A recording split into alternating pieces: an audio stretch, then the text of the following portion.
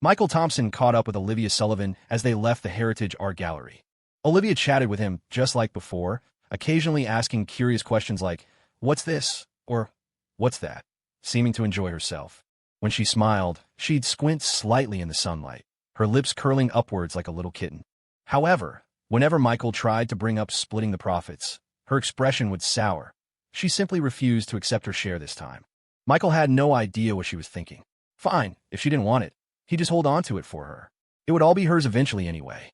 Having lived a second life, Michael Thompson no longer cared much about money. He had initially been eager to make money after his rebirth, hoping to get Olivia Sullivan away from the Sullivan family sooner.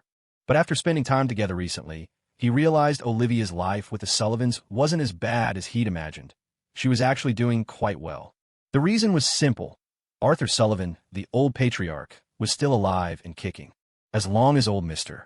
Sullivan was alive, his word was law in the Sullivan family, and none of the schemers beneath him could stir up any real trouble. Moreover, the old man doted on his granddaughter, favoring Olivia above all the younger generation, so he naturally wouldn't let her suffer any grievances in his own home. With this realization, Michael felt relieved and became less focused on making money. That's why when Olivia asked him to stop the stone gambling, he readily agreed. Strolling along, stopping here and there, Michael and Olivia eventually returned to the entrance of Sculpture Town. Emma was still bent over, playing intently with a group of kids. Seeing Michael and Olivia approach, she scampered over happily, calling out, "Michael, pretty lady." Olivia adored the cute little girl. Ignoring the sweat and dirt smudging her carefully chosen new dress, she bent down to hug Emma. Emma squealed happily and threw herself into Olivia's arms, hugging her pretty lady and beaming up at her with a silly grin. After a moment, Emma turned and waved her chubby little hand towards someone behind her. "Lucas Mitchell, come here." Michael looked over and only then noticed a small boy standing nearby. The other children had left, leaving him standing there alone, hesitant to approach but unwilling to leave. The boy looked a year or two older than Emma, but he was undeniably cute, with big grape-like eyes and a fair complexion that looked incredibly soft. Hearing Emma call him, however, the boy's face showed clear reluctance. Seeing him hesitate, Emma toddled back over, grabbed his small hand, and practically dragged him in front of Michael and Olivia. Olivia knelt, smiling. "Emma, who's this? Is he your friend?" Unexpectedly, Emma, still holding the boy's hand with one hand, cupped her own cheek with the other, squirming shyly. "Lucas Mitchell is my boyfriend," she announced in her tiny voice. Michael nearly choked on a laugh. Olivia was dumbstruck, pointing at Emma with her mouth open, utterly speechless for a moment before looking up helplessly at Michael. She'd never encountered anything like this and had no idea what to say. The little boy, deeply embarrassed, struggled to pull his hand free from Emma's grasp, lowering his head stubbornly. "I'm not." Emma playfully punched his arm with her little fist, trying to sound fierce. Smack! Another little punch. Or two. "No." Emma hit him again. "Are you now? If you say no again, I'll hit you more." The little boy looked incredibly wronged, tears welling in his eyes, but he stubbornly held them back. After a long moment, he finally nodded. "Yes. See? If you'd said that earlier, I wouldn't have hit you." Emma beamed happily and held out her hand to him. "Come on, hold hands." Michael said couples have to hold hands. Olivia shot Michael a glare that clearly asked, "What have you been teaching this child?" Michael spread his hands innocently. He didn't remember saying that specifically. Maybe he'd casually explained it once when they were watching TV and saw a couple holding hands. While they exchanged glances, the little boy, still looking resigned but obedient, took Emma's hand. Emma was thrilled and introduced him again to Michael and Olivia, her voice full of childish pride. "Michael, pretty lady, this is my boyfriend." The boy just lowered his head with a sigh. "Yes." On the way back, it was just Michael and Olivia walking along the path by Green River towards home. Emma, having seen her little friend again, had forgotten all about her pretty lady and wanted to stay in Sculpture Town to play with her Lucas Mitchell. She refused to go home with them. Michael didn't mind and let her stay, having already arranged with Uncle Wilson, who was still at a shop nearby, to bring his daughter home when he closed up. The surface of Green River was calm and clear, and occasionally you could see a few fish swirling near the surface, sending ripples across the water. Stone pillars lined the bank as a railing, and every few steps stood a dwarf willow, its leaves shed for the winter, leaving only slender branches waiting for spring buds. Though it was winter, the sun was bright and warm on their skin. Olivia had taken off her scarf and gloves, which Michael carried for her, along with her small handbag. They walked side by side along the riverbank. He tall, she petite, their height difference quite adorable. As they walked, Michael kept thinking about the earlier incident with the kids and couldn't help chuckling. Olivia glanced at him, annoyed. You're still laughing? Aren't you worried about what to do? Do about what? Well, Emma is so young. Dating and all that. Isn't it too early? It's just innocent childhood talk. Don't you think it's cute? Michael said with a smile. Kids don't understand what dating really means. They're just playing together. It's nothing serious. He added, besides, Emma's situation is nothing. When I was little, back in kindergarten, I had a huge crush on my teacher. I thought she was so beautiful and gentle, and I decided I would definitely marry her when I grew up. Olivia didn't seem annoyed anymore, instead asking with interest, so what happened? Later, she got married. Her husband even rode his bicycle to the kindergarten gate to pick her up. I used to sneak over and let the air out of his tires. But were you always such a troublemaker? What do you mean, troublemaker? You have no idea how heartbroken I was back then. I used to hide under my covers at night and cry secretly. And then, our kindergarten got a new female teacher. She was even younger and prettier than the first one. Oh man, I felt like I'd come back to life. Unconsciously, the two, who had initially maintained some distance, drew closer and closer as they walked, until their shoulders were nearly brushing. Olivia Sullivan kept her head down, peeking at Michael Thompson's hand hanging by his side. If they were dating, they'd hold hands walking together, right? She looked away, but her own small hand slowly crept closer, closer to his. When their pinky fingers brushed, Olivia felt her breath catch, her heart pounding in her ears. Michael seemed to notice something, stopping mid-sentence and turning to look at her. Why are you standing so close to me? Olivia's face flushed instantly, her expression freezing. Am I? Yeah. Weren't you just standing over there? Michael pointed to the side. She held back for a long moment before forcing out, I'm cold. Oh, huddling for warmth, huh? Michael chuckled, referencing an old joke between them. He took the scarf he was holding and wrapped it around Olivia's neck. The sun sets fast in winter. It is getting a bit chilly now. Wear the scarf. Warmer. Olivia tilted her head up, staring blankly at Michael as he patiently tied the scarf for her. His eyes were lowered, his eyelashes long. His usual unseriousness faded, replaced by gentleness. That's how Olivia saw Michael in that moment, as if through a rose-tinted filter where everything about him was perfect. In reality, Michael wasn't trying to be gentle. He just felt he was casually helping her with the scarf. Perhaps some stirring emotion within Olivia made her interpret his careless actions differently. It wasn't until she heard Michael ask his question that she snapped back to reality, quickly lowering her head. Huh? Oh yes, much warmer. Michael shoved his hands into his pockets. Let's go then. Hurry home. Mom's making lamb stew today. Okay, Olivia murmured, her eyes fixed on his hands hidden in his pockets. Right. We're not dating, after all. When they got home and stepped into the yard, the aroma of meat hit them immediately. A wood-fired stove was set up in the yard, a large iron pot sitting on top, with a strong fire burning underneath. Michael's mouth started watering instantly. This was the only way to cook this meat. Stewing on a gas stove just wouldn't taste the same. And using a slow cooker was practically heresy. It had to be a big wood-fired stove, a big iron pot, simmered slowly over firewood for 5 or 6 hours. Only when the meat was fall-apart tender and the broth thickened into a rich gravy could you call it truly delicious. He hadn't eaten meat stewed on a wood-fired stove since starting college. Though he'd eaten all sorts of delicacies since then, he still missed this particular taste. Next to the stove was a small table holding seasonings, bowls, and chopsticks. It was a Thompson family custom. Any aunts or uncles tempted by the aroma would come into the yard, grab a bowl and chopsticks, and help themselves to a couple of pieces of meat. Even though the meat wasn't fully tender yet, eating it piping hot, pulled right from the pot, had its own special appeal. Often, by the time the dish officially made it to the table, a third of the lamb would already be gone. Michael walked over, picked up a bowl and chopsticks, and lifted the pot lid. Seeing the lamb soup bubbling before the liquid had fully reduced, he used the chopsticks to pick out 2 pieces of meat and ladled some broth. The broth was only really drinkable now. Once it reduced and thickened later, it would be too heavy, almost coating your mouth. Nearby, Margaret Thompson sat on a small stool, feeding firewood into the stove.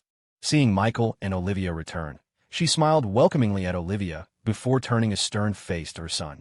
The meat isn't even ready yet. Aren't you worried about chewing it? Only thinking of yourself? Don't you know to serve the guest first? Hey, Mom, of course I know that. I was just getting a bowl for her first, Michael said, carrying the bowl over to Olivia. Here, have some soup first to warm up your stomach. Olivia looked at the bowl he offered, feeling a bit lost. She'd never experienced anything like this. In the Sullivan family, meals weren't eaten until all the dishes were properly arranged on the dining table and everyone was seated. Sneaking a few bites from the pot while the food was still cooking would definitely get you yelled at. But the Thompson family didn't have so many rules. Michael was very casual, and Margaret Thompson didn't seem to mind either, clearly used to it. After a moment's thought, Olivia accepted the bowl of lamb soup. Michael brought her a small bamboo stool. She looked at him, slightly bewildered. Michael realized, you're not used to eating in the yard, right? You can go inside. I'll stay out here and chat with my mom. He then went to get himself a bowl of soup, walked over to a stone bench nearby, didn't sit, but rather perched on the edge, squatting on it. Olivia hesitated, glancing towards the house. There was no one inside. It looked quite empty. She finally took the soup and sat obediently on the bamboo stool Michael had brought her. Sipping the warming lamb soup, she watched Michael laughing and chatting happily with Margaret Thompson. Michael mentioned something about Emma, and Margaret Thompson listened, letting out hearty, booming laughs. The mother and son had an easy, harmonious relationship, obvious to any observer. Olivia watched them, somewhat entranced, then silently lowered her head and continued sipping her soup. She and her own mother had never just sat and talked like that. That evening featured another lively family dinner. Afterward, Michael walked Olivia out. "Thank you for today," she said softly, walking on his left side. "Can I come again next time?" Michael laughed. "Well, you can't just plan on eating here every day. MMM. Olivia pressed her lips together, tentatively making a small arc with her fingers. "I can eat just a little bit." Her cautious, slightly anxious look was undeniably cute. How could anyone refuse? "Don't worry. The meal fee's already paid. $15,000, remember?" Michael teased, referring to the money Olivia had refused earlier that afternoon. "Just remember to top it up when the Sullivan family account runs out. This is a small operation we're running here. Can't afford to give credit." Olivia finally realized Michael was joking with her, feeling both annoyed and amused. As they talked, they reached the roadside. The Sullivan family car was already waiting there. Michael didn't cross, just stood on the side of the road and said to Olivia, "Okay, I'll see you off here. See you another day." "Okay." Olivia nodded and took a few steps toward the car. She stopped again, turned back to Michael, and asked, "Are you really not signing up for the holiday SAT prep class with me?" After saying this, as if afraid he'd misunderstand, she quickly added, "I mean, if two people sign up together, there's a discount." Listen to that, the great Miss Sullivan worrying about a small discount. Michael grinned, showing a row of white teeth, but his answer was firm. "No." Olivia could only stomp her foot discreetly before turning and getting into the car.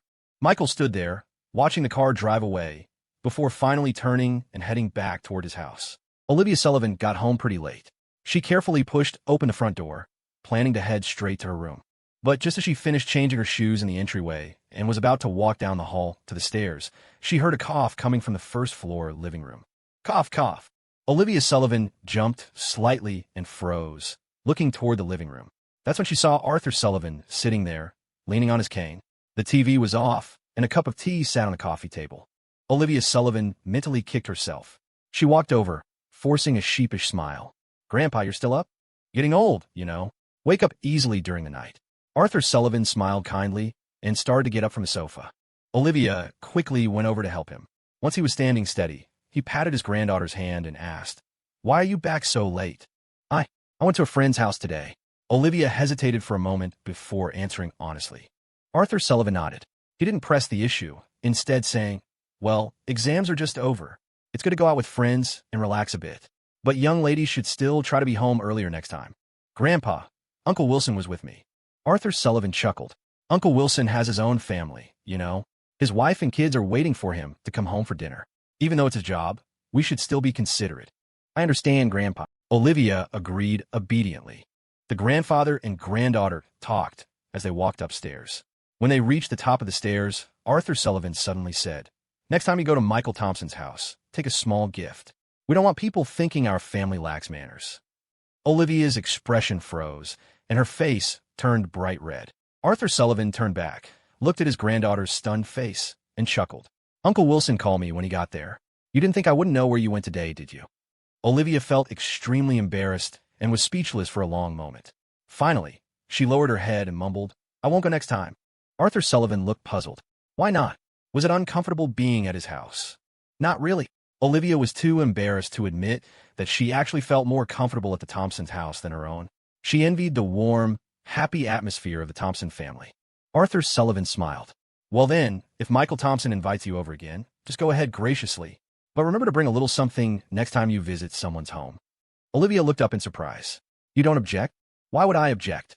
Arthur Sullivan saw through his granddaughter's unspoken thoughts and shook his head, amused. Michael Thompson seems like a decent kid. Arthur Sullivan had a good impression of Michael Thompson. Olivia felt a surge of happiness, but also felt shy in front of her grandfather, shifting awkwardly. Arthur Sullivan watched his granddaughter's bashfulness with an amused chuckle. When Arthur Sullivan reached his bedroom door and was about to go in, he suddenly remembered something. He turned to Olivia and said, "Oh, right. Have Michael Thompson come over in a couple of days. I want to treat him to a meal and introduce him to someone. Let's see, the 29th, that's next Tuesday. If he doesn't have anything too important going on next Tuesday, tell him to come." Hearing that her grandfather wanted to invite Michael Thompson over for a meal again, Olivia felt a bit worried. Is something wrong, Grandpa? It's a good thing, Arthur Sullivan said cryptically, then smiled, went into his room, and closed the door to rest. That evening, Michael Thompson was in his room, browsing eBay on his laptop. It was 2008, and while eBay wasn't ubiquitous yet, especially in a small town like Pine Creek Town, not many people used it there. Online marketing hadn't significantly impacted brick-and-mortar businesses yet. Counter sales were still the main channel. However, it had already become Asia's largest shopping site back in '06, so it was quite well known. Michael Thompson was browsing eBay, looking to buy some tools for practicing sculpture town crafts. Things like carving knives, sandpaper, brushes, and dust blowers. Starting tomorrow, Robert Thompson planned to officially start teaching Michael the craft of carving and would get all these tools ready for him. Michael was just checking out what these things looked like online and, for fun, chatting with eBay customer service. Just as Michael was idly chatting with the eBay rep, his messenger icon started shaking. He clicked on it and saw a message from Olivia Sullivan. "Are you free next Tuesday?" Michael thought for a moment and typed back. "Nothing urgent. Why? What's up?" "Olivia, my grandpa wants to invite you over for dinner. He said he wants to introduce you to someone." "Michael, a blind date." "Olivia, what are you thinking?" "Olivia, I'm not talking to you anymore. Since you're free, I'll come pick you up then." Michael couldn't help but feel a bit exasperated. Usually, when someone says, "I want to introduce you to someone," isn't that the classic opening line for setting someone up on a date? Still, he was curious. Who would Arthur Sullivan want to introduce him to? Oh well, he'd find out when he got there. The next day, after breakfast, Michael Thompson went with Robert Thompson over to the workshop in Sculpture Town. Robert Thompson's workshop was connected to the storefront. The original space, nearly 160 or 70 square feet, had been divided into 2 rooms. The workshop itself wasn't large, taking up about 40 or 50 square feet. Inside, there was a long wooden table covered with carving tools, along with an unfinished stone carving. The floor was coated with a layer of white stone dust. An electric carving machine stood in one corner of the workshop. In the middle of the workshop floor, a wooden board covered a small cellar, about half a foot deep. It held stones ready to be carved, serving as a small storage space. Michael and Robert Thompson both put on masks and changed into work clothes before entering. The work clothes for Sculpture Town crafting were different from typical workwear. They were like large aprons worn over regular clothes. They were made of leather, primarily to protect their clean clothes underneath from the dust. More meticulous artisans would also wear safety goggles and head coverings, but Robert Thompson was rough around the edges. He hadn't even liked wearing a mask while working before his son repeatedly urged him to, so naturally, he hadn't prepared such detailed gear. But if they weren't prepared, they weren't prepared. They could always buy things later if needed. I brought you here today, first to familiarize you with the tools. Then you'll practice carving characters again. In a couple of days, when your Uncle Ben Thompson gets back, you can practice drawing with him. That'll help when you need to make sketches later. Michael Thompson's Uncle Ben Thompson had gone to the provincial capital for a meeting these past few days and wouldn't be back until the day after tomorrow. Robert Thompson spoke as he opened the workshop door. As the door swung open, the draft stirred up the stone dust on the floor, sending it swirling into the air. Michael Thompson waved a hand in front of his face, wrinkling his nose. "Whoa, look at all this dust. Dad, how long has it been since you cleaned in here?" Robert Thompson laughed awkwardly. "Well, with the New Year celebration coming up, the shop's been so busy, you know?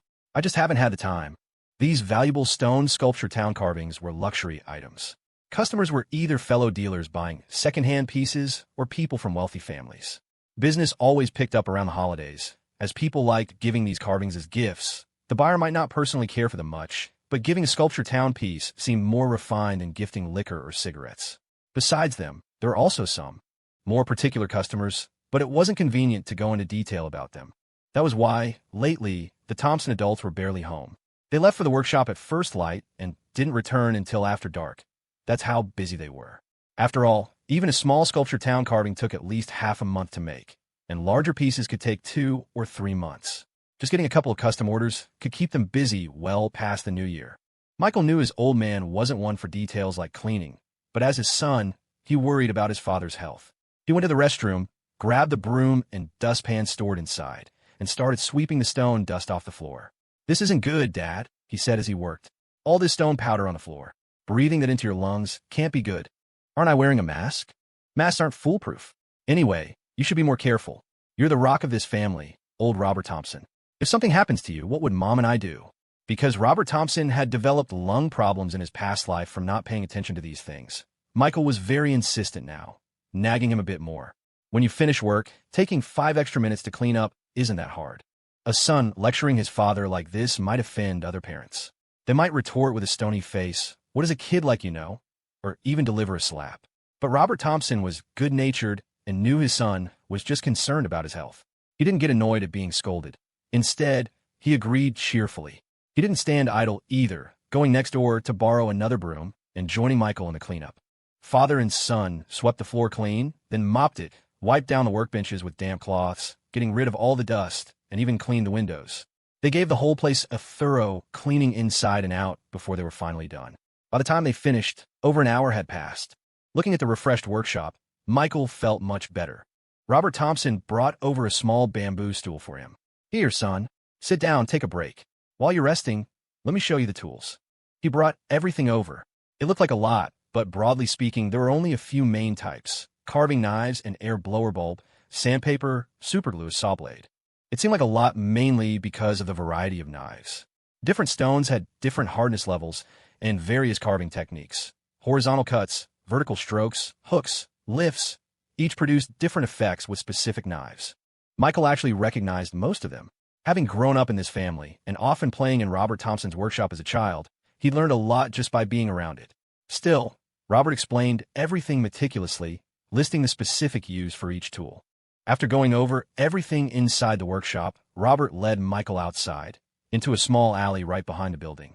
They didn't use the main door. The workshop had a window about half a foot high that was easy to duck and climb through to get to the back. Very convenient. In the alley behind the workshop stood a small shed, sheltering a cutting machine that looked about 70% new. "This is the stone cutter. It's ours," Robert said, a hint of pride in his voice. Although nearly every family in Sculpture Town worked in the carving trade, most shops didn't own a cutting machine. When they needed one, they took their stones up to the 3rd floor of the Heritage Art Gallery. Those machines belonged to the guild, and while the fee wasn't high, using them cost a little each time and was quite inconvenient. "Want me to turn it on and show you?" Michael quickly waved his hands. No need. I'm nowhere near the stage where I need to use that yet." He had a healthy respect, or rather, fear, of the machine. In his past life, he'd lost a finger to it. Since he ended up making a living with his hands, the inconvenience had been incredibly frustrating. Robert figured that made sense, so he led his eldest son back through the window into the workshop. Over the next few days, Michael spent his daytime hours with Robert at the workshop. While Robert worked on customer orders, Michael stayed tucked away in a corner of the workbench, practicing his engraving. At the end of each day, both father and son would have their heads covered in white stone dust. Sometimes, if Robert worked late, they would just sleep in the small room on the 2nd floor of the shop, wake up the next morning, buy some steam buns for breakfast, and get right back to work.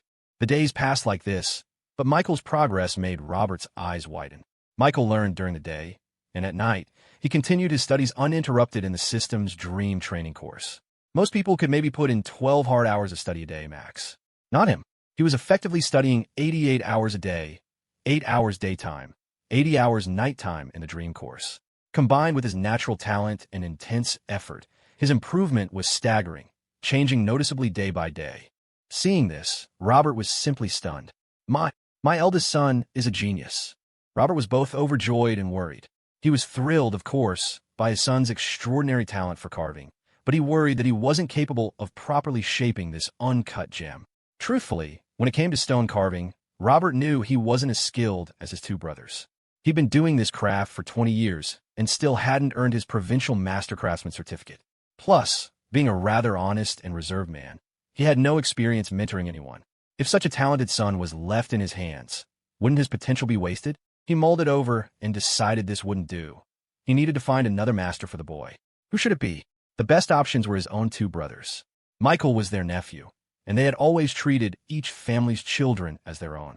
If Michael learned from his uncles, he surely wouldn't be mistreated, and there wouldn't be any issue of a master holding back techniques.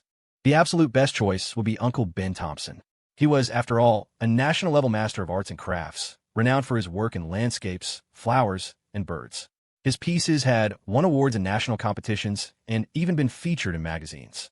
However, Uncle Ben rarely carved himself anymore. Nowadays, he was more of a businessman than a craftsman.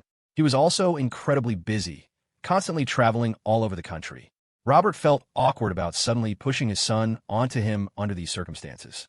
After thinking it through, he decided to approach his fourth younger brother, Benjamin Thompson. At noon, Michael Thompson and Robert Thompson were eating lunch in their shop. Margaret Thompson had prepared it earlier. The barbecue rib and vegetable soup in the thermos was still warm, but the rest of the food had cooled down and needed to be heated up in the microwave at the diner next door. While they were eating, Robert Thompson spoke to Michael, who was wolfing down his rice. "Son, this afternoon, go over to your uncle's shop." "Okay, but why?" Michael didn't think much of it, asking casually as he picked up some vegetables.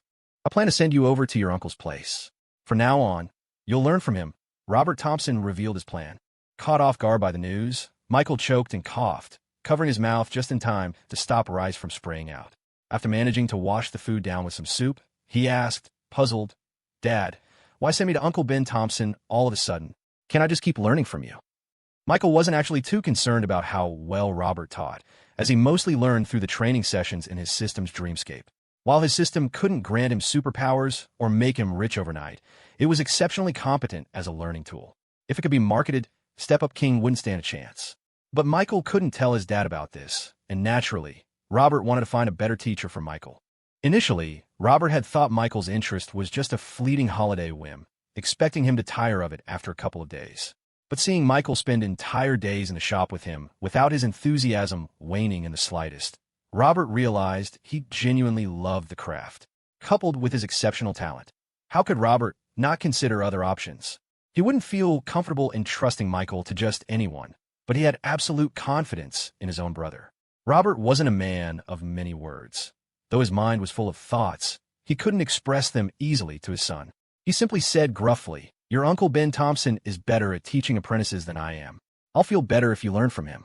Okay, eat up. I'll take you over after lunch."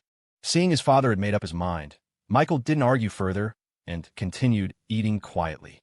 After finishing, Robert cleared away the lunch containers, and father and son left their shop to head over to Uncle Ben Thompson's place. Robert's shop was in the innermost row of Sculpture Town, while Uncle Ben Thompson's was the second shop on the right near the entrance. The distance wasn't great. Although Sculpture Town had town in its name, it was about the size of a typical residential neighborhood. It only took a few minutes to walk there. As Michael arrived at his Uncle Ben Thompson's shop in trance, a girl was polishing several stone seals. She looked about 18 or 19, her hair tied back neatly in a ponytail for work. She had delicate features, though a red birthmark on her forehead was partially hidden by her slanted bangs, still faintly visible. She sat on a stool in front of a large basin half filled with water. A slanted board rested in the basin, and the greenstone seals were placed on it as she carefully polished them with sandpaper. Michael didn't know her name, but seeing her setup, he figured she must be Uncle Ben Thompson's apprentice. The girl noticed him approaching and looked up, seeing Robert and his son. She grinned. "Uncle Robert, you're here." "Yeah," Robert nodded, then whispered to Michael. "This is your aunt's niece, Lily Thompson. She's 2 years older than you. Learning from your uncle now." Michael understood immediately and greeted her, "Hi, cousin." Lily Thompson smiled. "Is this the young master?" Michael chuckled and waved his hands dismissively. "Nobody really says that anymore. Besides, our families are close relatives. You can call me cousin, or just use my name or nickname. That's fine." Lily Thompson laughed openly. "All right, then you can just call me by my name too." Michael shook his head. "That wouldn't be right.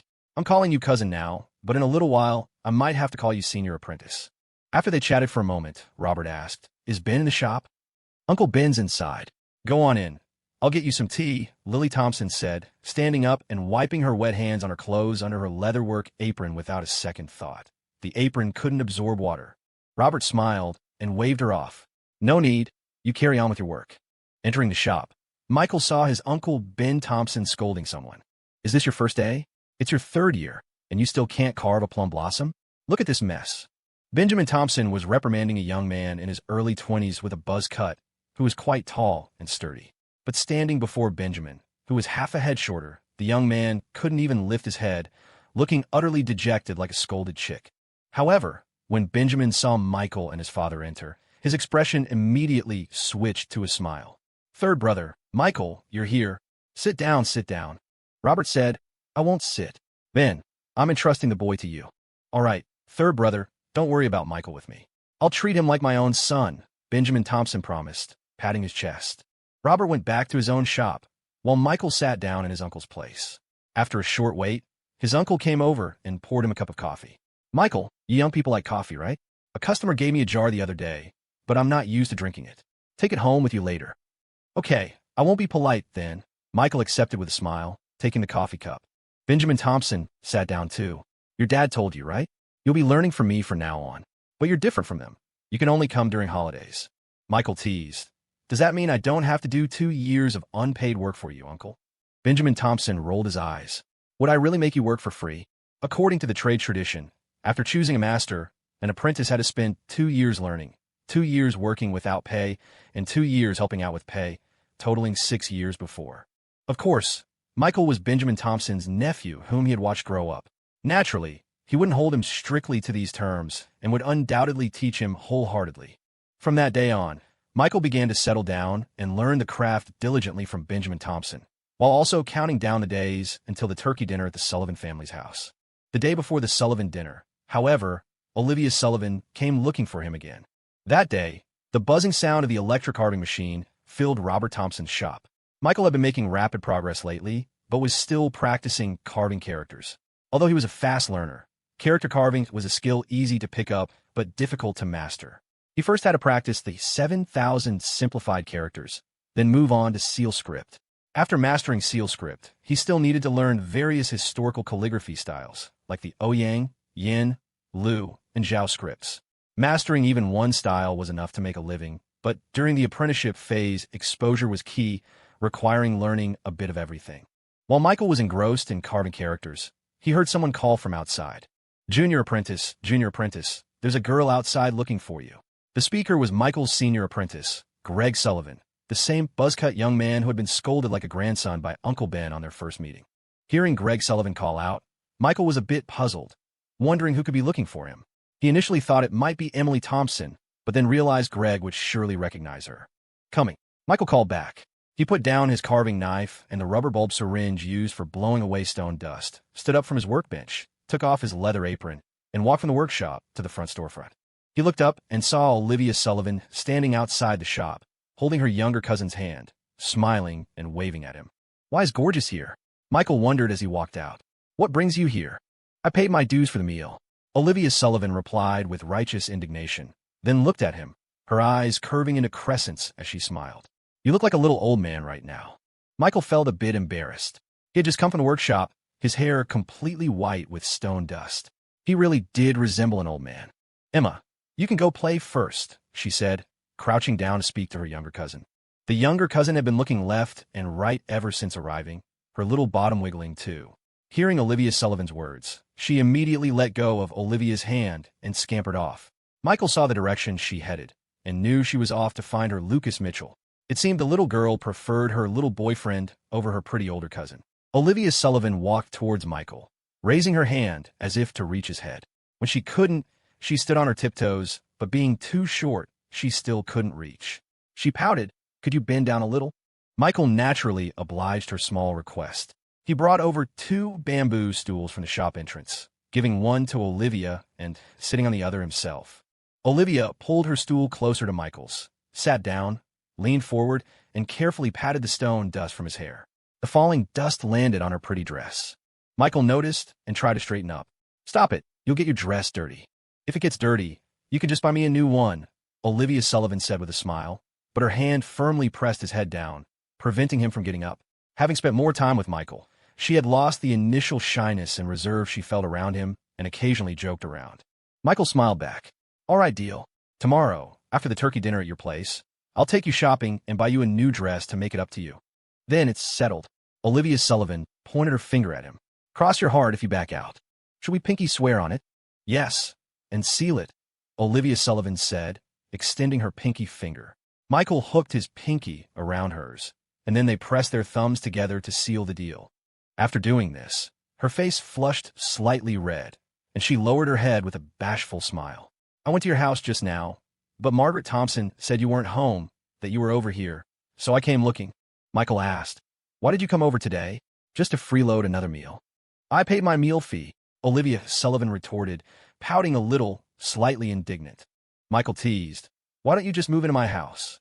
The tips of Olivia Sullivan's ears turned red. But contrary to what Michael expected, she didn't refute it, merely changing the subject abruptly. I actually had a reason for finding you today. It wasn't for nothing. Michael was slightly taken aback by her abrupt topic change, thinking, Gorgeous's reaction. Could it be she already likes me? I knew she had a crush on me in high school. He suddenly felt overjoyed. Olivia Sullivan, however, heard his inner thoughts and felt both shy and mortified. Have I been too forward? I clearly didn't plan on revealing anything to Michael Thompson in high school. Maybe I should relax the boundaries a little. No, what am I thinking? Olivia felt even more embarrassed by her own thoughts. She mumbled under her breath, blockhead. Unexpectedly, Michael responded, what? His response made both of them freeze for a moment. Oops, I thought Gorgeous was calling me. But Gorgeous hadn't given me that pet name yet at this point. Olivia, however, looked like she had an epiphany. So, my future self also thinks Michael Thompson is a blockhead. As expected of me, great minds think alike. Michael quickly said, so, what did you come here for today? Olivia finally remembered her purpose for the visit. She rummaged through the small bag she carried and took out 2 tickets. Claire Evans came to hang out today and gave me 2 tickets to Ark Amusement Park for the day after tomorrow. She asked me to invite you. Michael's eyes widened. She asked you to invite me? Olivia nodded, then whispered, I think she wants to invite Jake Wilson but is too shy to say it. So, she wants you to bring Jake along. I saw she had 4 tickets when she gave them to me. This reasoning sounded plausible and convinced Michael. Olivia asked softly, so, are you going? Yeah, why not? Playing wingman. I'm great at that. Michael grinned mischievously.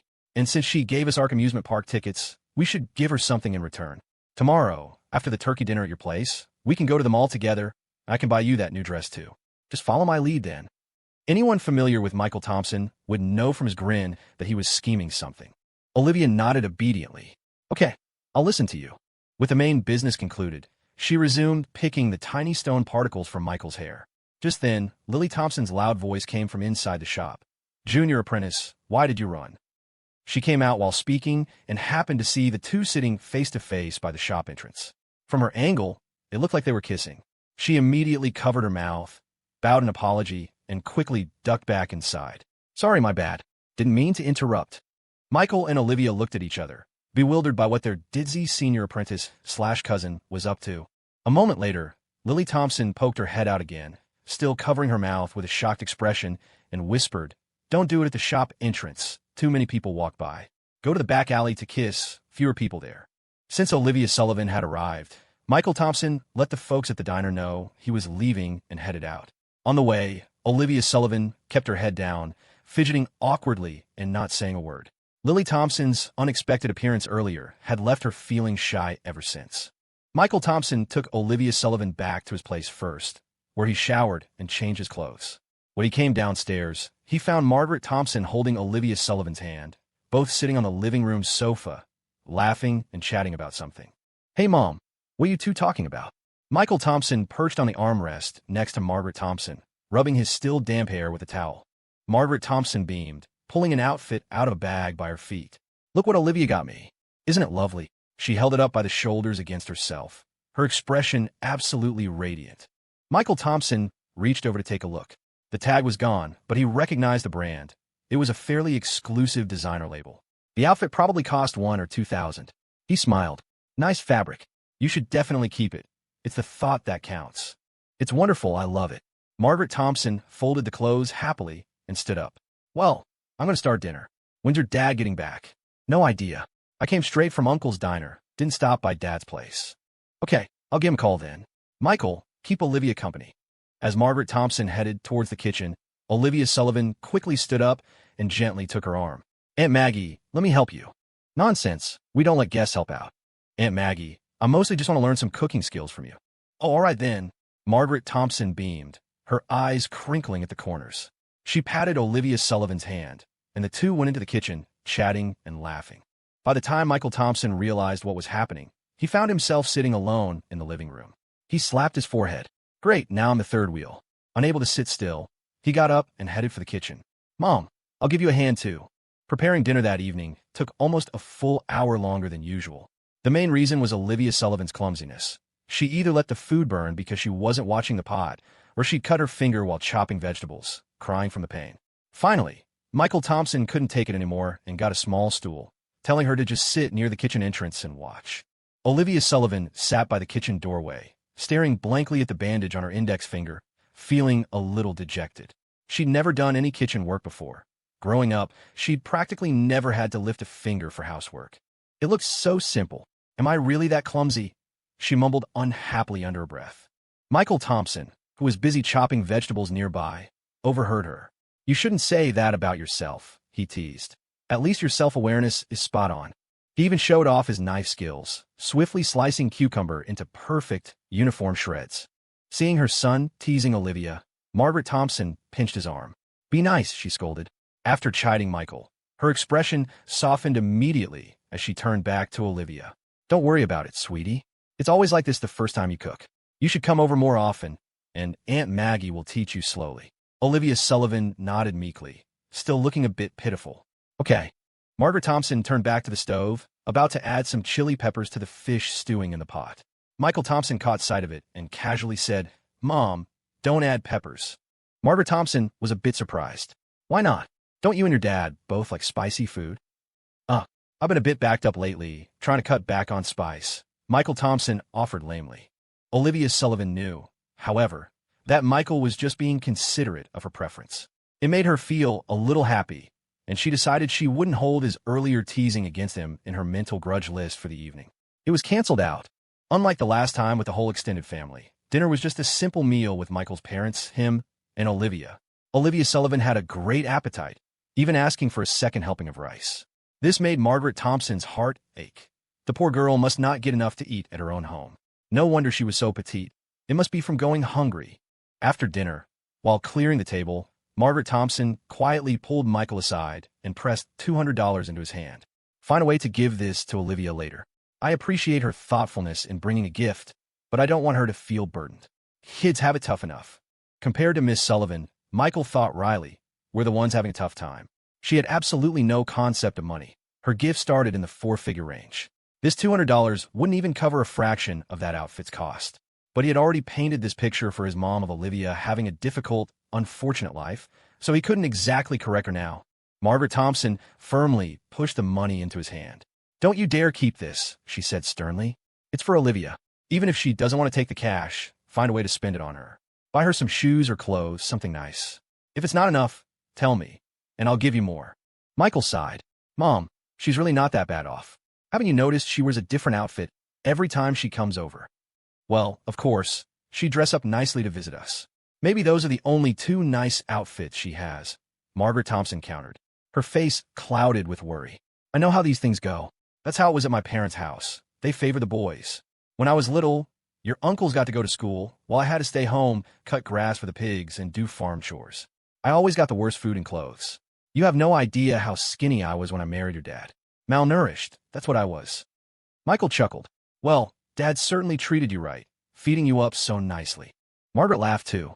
Now that life is better, you have to make up for lost time, right? Anyway, Olivia's waiting for you in the living room. It's late, go walk her home. Okay, I'll walk her right to her door. Don't worry.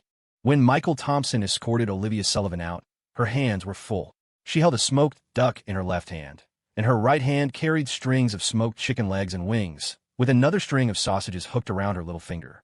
These were all Thompson family specialties, homemade cured and smoked meats. Olivia hadn't wanted to take them, but she couldn't refuse Margaret Thompson's enthusiastic insistence. Margaret had pressed them into her hands, patting her shoulder and saying earnestly, No matter how hard life gets, you have to eat well. You poor dear, you're not even growing properly. Olivia desperately wanted to say that her height had nothing to do with how much she ate. Olivia Sullivan was practically bent over from the weight. She wasn't very strong and had no idea how she'd carry all this home.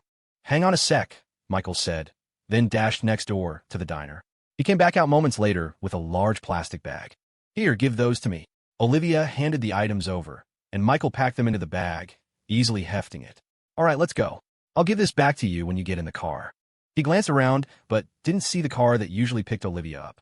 "Where's your car?" he asked, puzzled. "Running late today?" "Oh, the Sullivan family car broke down," Olivia said, her eyes darting away nervously for some reason. "It couldn't come today." "So how did you get here?" "Well, the car broke down on the way back after dropping me off."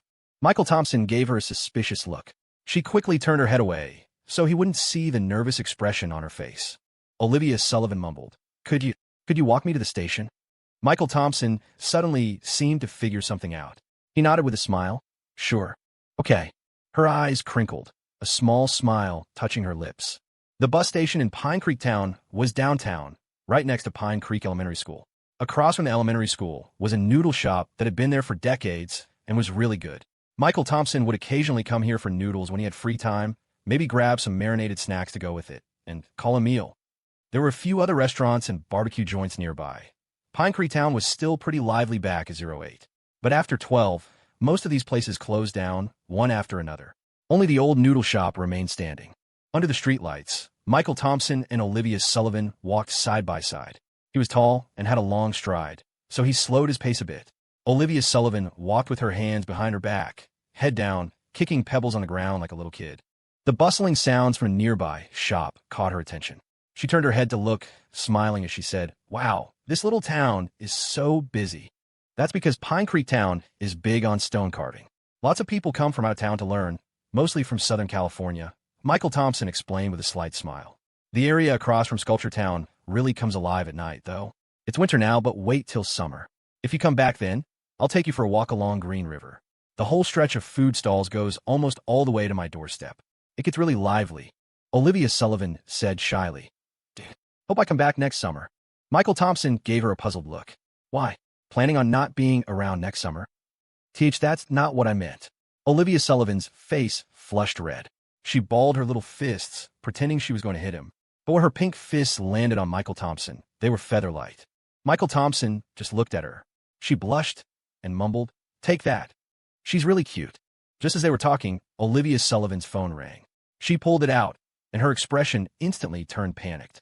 She stammered to Michael Thompson, that thing. It's pretty cold out, you should head back." She reached for the bag Michael Thompson was holding. Michael Thompson dodged her hand. "It's fine, I'm dressed warm. This stuff is heavy. Let me see you off first." "No, really, it's too much trouble. I can wait for the car myself." "Come on, Olivia, don't be like that. Just get it back quickly." "Nope. Drunk people cause trouble around here sometimes. I don't feel comfortable leaving you here alone to wait." Michael Thompson held the bag high above his head. Olivia Sullivan jumped and reached, trying to grab it off him, but she couldn't reach. She felt both annoyed and anxious. While they were messing around, a car drove up nearby and stopped, honking twice, beep beep. The moment Olivia Sullivan saw the car, she covered her face in embarrassment and crouched down, groaning in frustration. "Ugh." Michael Thompson pointed at the car, then asked the crouching Olivia Sullivan, "That's your family's car, right? Didn't you say your car broke down? So little Olivia tells fibs too, huh? Bad girl." I didn't lie."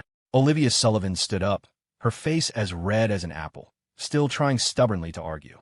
"We have more than one car." Subtle way to brag. "I'm impressed," Michael Thompson said, looking infuriatingly smug. Then he added, "But isn't this the car that usually takes you to and from school? I even recognize the license plate." Olivia Sullivan's eyes darted around nervously. Well, the car that dropped me off was the other one." Michael Thompson nodded. "Okay then. I guess I'll go ask the neighbors later what car was parked in front of their house this afternoon." Olivia Sullivan quickly grabbed Michael Thompson's sleeve, anxious and annoyed. "Don't bother them over something so small. That's not nice. Really, it isn't." Seeing how worked up she was, Michael Thompson couldn't help but laugh and dropped the subject. All right. Let's get you to your car first." Olivia Sullivan walked towards the car. As she opened the door and started to get in, she turned back, still worried, pointing a finger at Michael Thompson and giving him a stern warning. Don't you dare bother the neighbors over this little thing, okay? She tried hard to look serious, but with her cute, childlike face, she only managed to look adorably fierce. Okay, I got it. Michael Thompson nudged her into the car, handed her the bag of smoked meat, and leaned against the car door, not closing it right away. Olivia Sullivan asked a little shyly, Is there something else you wanted to say to me? Actually, there's one thing. Michael Thompson bent down, brightened his phone screen, and held it in front of Olivia Sullivan. The last bus to the city runs at 7:30. Next time you lie, try to come up with a better excuse, my little Olivia.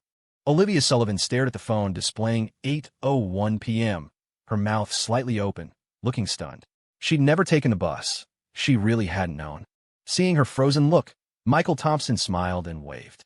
Well, see you tomorrow. The car door closed softly, and the car slowly drove away, leaving Pine Creek Town.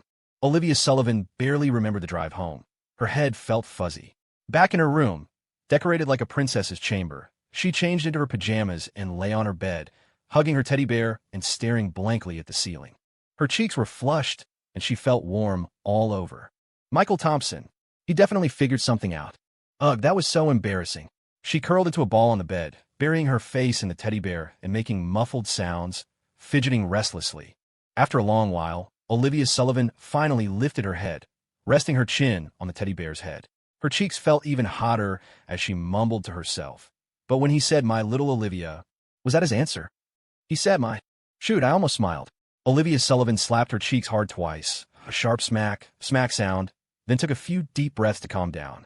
She rolled over, staring at the ceiling again, her brow furrowed slightly. She muttered, a little frustrated, but I didn't hear his thoughts at all. A definite answer would have been more reassuring. But back then, just hearing my little Olivia had made her body feel like it had been zapped by electricity, and her mind went completely blank. She had totally missed whatever Michael Thompson was thinking. It was incredibly frustrating. Olivia Sullivan was destined for a sleepless night. Meanwhile, Michael Thompson wasn't asleep either. He was huddled under his covers, calling Jake Wilson. As soon as the call connected, he blurted out, Dude, I think I'm about to win over the prettiest girl in our class. Jake Wilson sounded completely confused. Huh? Is the prettiest girl in the art studio program good-looking? Michael Thompson and Jake Wilson's conversation was a case of talking completely past each other. Michael Thompson himself paused, speechless for a moment. What are you talking about? The prettiest girl in the art studio program. How long was I even in that class after transferring before break? I'm talking about Olivia Sullivan. Jake Wilson was even more baffled. The phone line went silent for a long moment. Olivia Sullivan, hasn't she always liked you?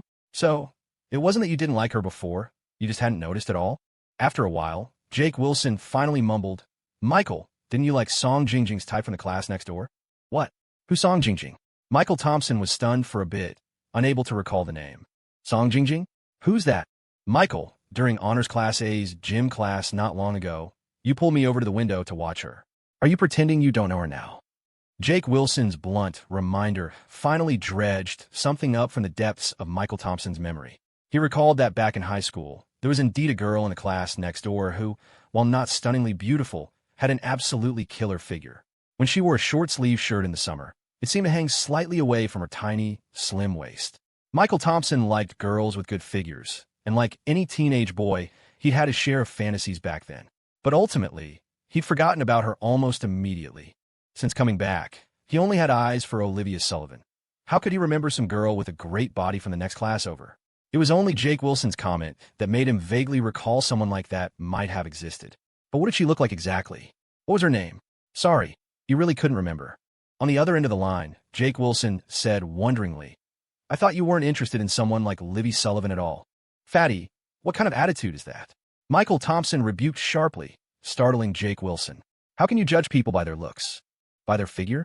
We need to discover their inner beauty, understand? Inner beauty. Jake Wilson was speechless.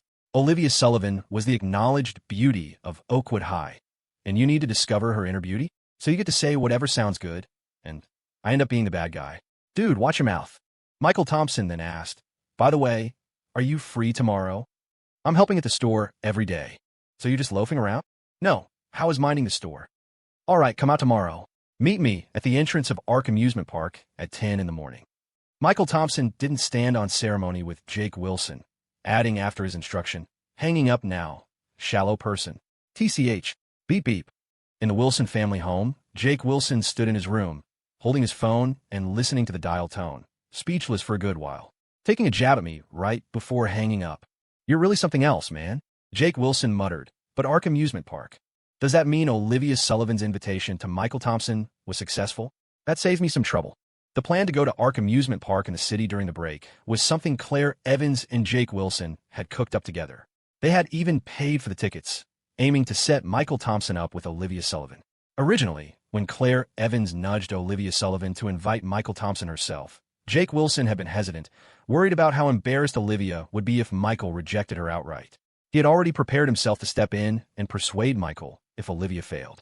He hadn't expected Michael Thompson to agree directly, and judging by Michael's tone, things between them might actually be happening. "I need to tell Tomboy the good news." The thought spurred Jake Wilson into action. He quickly grabbed his phone again and called Claire Evans. "Hey, Tomboy." "No, I'm not insulting you. I have good news." "Hey, why are you yelling at me?" The next day, Michael Thompson cleaned himself up nicely, looking sharp in front of the mirror. "Yeah, looking good," he nodded in satisfaction, just as he heard Uncle Ben Thompson calling from downstairs. "Michael, are you ready?" "Coming right down."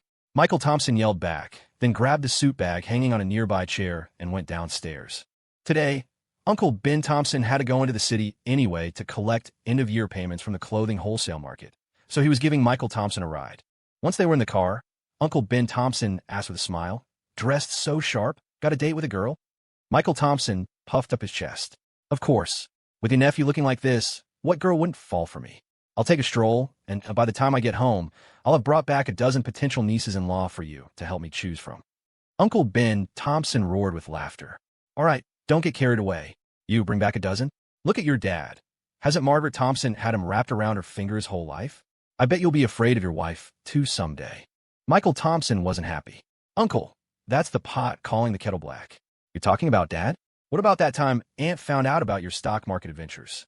That night, I was sleeping in my room and I heard." Uncle Ben Thompson's face flushed red. He reached out and ruffled his nephew's hair, laughing as he scolded. "Get out of here! Get out of here! Whose fault was that anyway? You have the nerve to bring that up? I spoiled you for nothing all these years. I didn't cause you any trouble. I saved you. Haven't you seen the news lately? How many people have jumped off buildings because of the stock market? They probably have to queue up for the rooftop. If you hadn't pulled out in time, you'd have had to take a number, which might have been okay. Actually, you probably wouldn't have gotten your turn until after the new year. So at least you could have celebrated that. You little rascal. Anyway, that's a separate issue.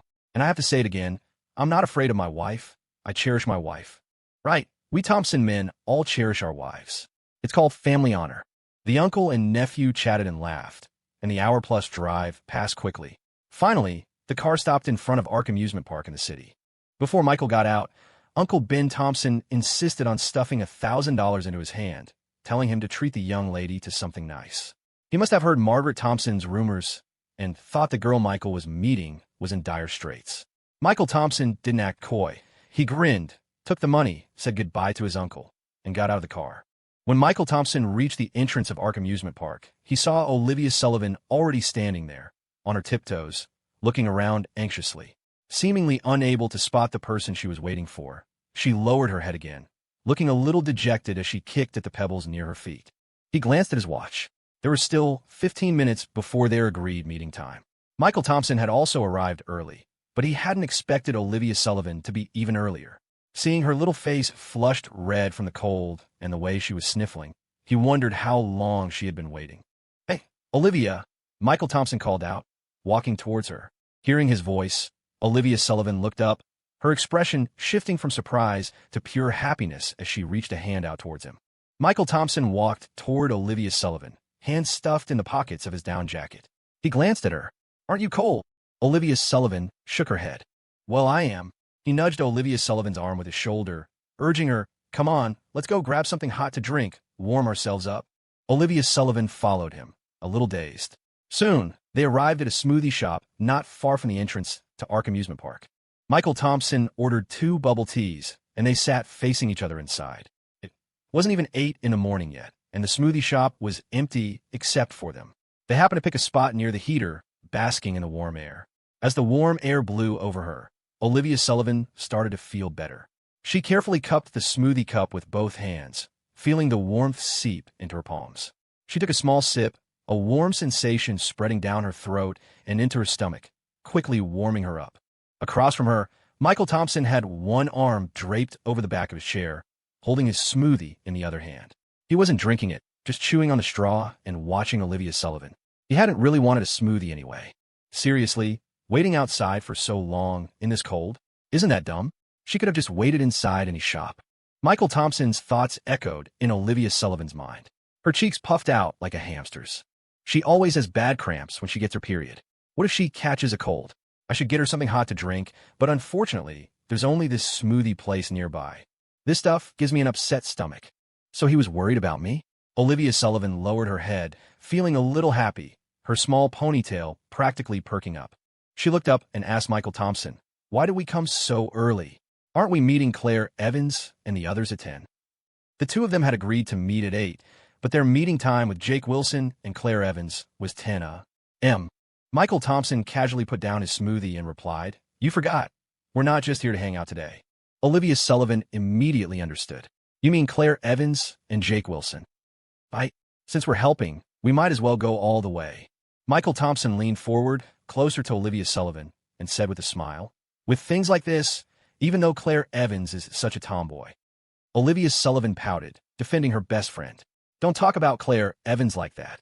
All right, Ms. Evans then. Even though she's outgoing and takes initiative, she even got the Amusement Park tickets for today. It's still better for the guy to make the first move in these situations. But Jake's shy. Counting on him to make something happen is probably a long shot. Michael Thompson smacked his lips a couple of times and continued, "So we need to give him a push." Olivia Sullivan's curiosity was piqued. She leaned in closer too. "Ow, just follow my lead later. First, let's grab a cab to the mall." Michael Thompson already had a plan, speaking with confidence. Olivia Sullivan didn't ask any more questions. After an "oh," she silently picked up her smoothie cup and continued drinking. After leaving the smoothie shop, they quickly hailed a cab and headed to the mall. The area of the city where Ark Amusement Park was located was a commercial district anyway, so the mall wasn't far. The cab ride was just the base fare, maybe $10, and they arrived in just a few minutes. Michael Thompson and Olivia Sullivan went to a flower shop first and ordered 9 roses. Here, after buying the flowers, Michael Thompson handed them to Olivia Sullivan. Olivia Sullivan took the flowers, surprised, confused, and slightly thrilled. "For me? What are you thinking?" "They're for Jake." Michael Thompson lightly tapped her on the head. Olivia Sullivan lowered her head, disappointed. "Oh." As Michael Thompson led her onward, he said, "I originally wanted to order 99 roses, but then I thought we're just high school students. We definitely don't have that kind of money. If Jake suddenly whipped out 99 roses, Clare Evans would definitely get suspicious. Ms. Evans is smart after all." Olivia Sullivan looked down at the wrapped flowers in her hands and mumbled, "Clare Evans doesn't like this stuff." Michael Thompson scoffed. "That's just what they say. No girl dislikes surprises and romantic gestures. Even if she says, 'Why did you waste money on this?' I don't even like it. Her eyes and her heart are saying she loves it. That's how I managed to win." Ahem. He suddenly coughed twice, too embarrassed to continue. Beside him, Olivia Sullivan seemed to understand something. She pressed her lips together and lowered her head, blushing slightly. Michael Thompson pointed to a nearby store, changing the subject. "Let's go check that place out." They walked around the mall for a bit. It didn't take long, maybe half an hour or so. After all, Michael Thompson already knew what he wanted to buy, and he was familiar with them all. He knew where the stores were and went straight to them. They bought quite a few things, but nothing too expensive. Balloons, small candle-shaped lights, a light-up sign, a piece of red cloth to serve as a red carpet, and some other miscellaneous decorations. The most expensive item was a necklace $4.200. For the sake of his buddy's love life and the drama, Michael Thompson really spared no expense. How touched would Jake Wilson be if he knew? Best bro in China. That's me, Michael Thompson. Once they had everything, Michael Thompson remembered something and slapped his forehead. "Do you have any pictures of Clare Evans?" Olivia Sullivan took out her phone and scrolled through it. "I do, but they're all photos of me and Clare Evans together. None of just her. There's an ID photo. I printed her exam admission ticket for the final exams. She sent it to me." "An ID photo. I guess an ID photo will work. Send it to me on Messenger." Olivia Sullivan didn't understand what Michael Thompson was planning, but she obediently sent the photo anyway. After receiving the photo, Michael Thompson said to Olivia Sullivan, "Wait here for me a second." With that, he jogged off to a nearby photo studio. Olivia Sullivan had no choice but to carry the bags to a nearby bench and sit down to wait for Michael Thompson. She looked at the things they had bought, feeling a little down. He promised he'd buy me clothes. Half an hour later, Michael Thompson came out, holding a photo frame. He walked over to Olivia Sullivan and took all the bags himself. "Okay, let's go." "Okay," Olivia Sullivan replied glumly. Michael Thompson heard the tone in her voice, turned to look, and saw her lower lip sticking way out. He asked, "What's wrong?" "Everything we bought today was for them," Olivia Sullivan grumbled, her mood souring. She was too embarrassed to bring up the clothes. Michael Thompson suddenly clapped his hands, pretending he'd just remembered. "All right, I still owe you an outfit, don't I?" He walked over to face Olivia Sullivan, bending down slightly to meet her eyes. "I haven't forgotten. But isn't your birthday coming up after the new year? I was thinking of giving it to you as a birthday present." Olivia Sullivan finally looked up, asking uncertainly, "Really?" "Of course. And I promise it'll be special. Something you can't buy in a store." Olivia Sullivan's mood brightened a little. "What could you possibly get that you can't buy in a store? Don't tell me you're going to make it yourself." Michael Thompson just smiled and didn't say anything. Olivia Sullivan was somewhat satisfied with Michael Thompson's answer. He hadn't forgotten. He just wanted to give it to her on a more important day. Olivia Sullivan hopped up from her chair and headed for the door. "All right, let's go then. It's still a while until 10. Where should we head?" Suddenly, Michael Thompson grabbed her hand. Olivia Sullivan jolted and glanced around awkwardly. She hadn't expected Michael Thompson to be so bold. How could he hold her hand with so many people around in the mall? They weren't even dating yet. Could it be that whatever happened last time had made Michael Thompson bolder, more assertive? Olivia Sullivan was instantly conflicted. Should she pull her hand away? But if she did, wouldn't that hurt his feelings? "Oh, Olivia Sullivan," she chided herself. "You made up your mind to study hard and get into an Ivy League university. You specifically decided to wait until after high school graduation for anything romantic. Why are you hesitating now?" Olivia hated her wavering resolve. But everyone knows the right thing to do. How many people actually do it? It was like smoking. Everyone knew it was bad for you, but some people just couldn't quit. Romance was the same. Once you got a taste of how sweet it could be, it was addictive. Just as Olivia was wrestling with her thoughts, she felt something hard and square pressed into her palm. By the time she snapped out of it, Michael Thompson had already released her hand. Olivia turned back, stunned, and looked down at her palm. Only then did she realize she was holding a small green box. She looked up again, staring blankly at Michael Thompson. Michael Thompson smiled. "Open it." Olivia fiddled with the small box for a moment before finding the clasp on the side. Inside lay a pendant. The pendant was unique, strung on a ribbon. The charm was a tiny gourd, about the size of the tip of her little finger. It had an orange-yellow base, resembling agate, but without the crystalline clarity, possessing instead the fine texture of jade. Near the mouth of the gourd were specks of blue, with more inside. Usually faint, these blue markings became clear and quite beautiful when held up to the light. The gourd wasn't jade, but foam-in blue flower ding, a distinctive variety of stone from Pine Ridge County. It was characterized by vivid blue dots or bands floating within the fine, jade-like texture of foam-in green or foam-in yellow varieties. It was an excellent material for carving seals or other small objects. Olivia's eyes shone with delight, but she placed the little gourd pendant back in the box with a hint of disappointment, murmuring, "You really treat Jake Wilson well." She thought Michael had gotten this for Jake Wilson too. "It's for you," Michael Thompson said, rubbing the back of his neck, looking slightly awkward. "The stone is good quality, but it was just a scrap piece left over from carving something larger. I didn't cut it quite right and chipped off a bit of the blue pattern, so I just made a small gourd out of it myself. I haven't learned complex carving yet, so I could only manage something simple like this." He'd made this for her? Olivia was overjoyed.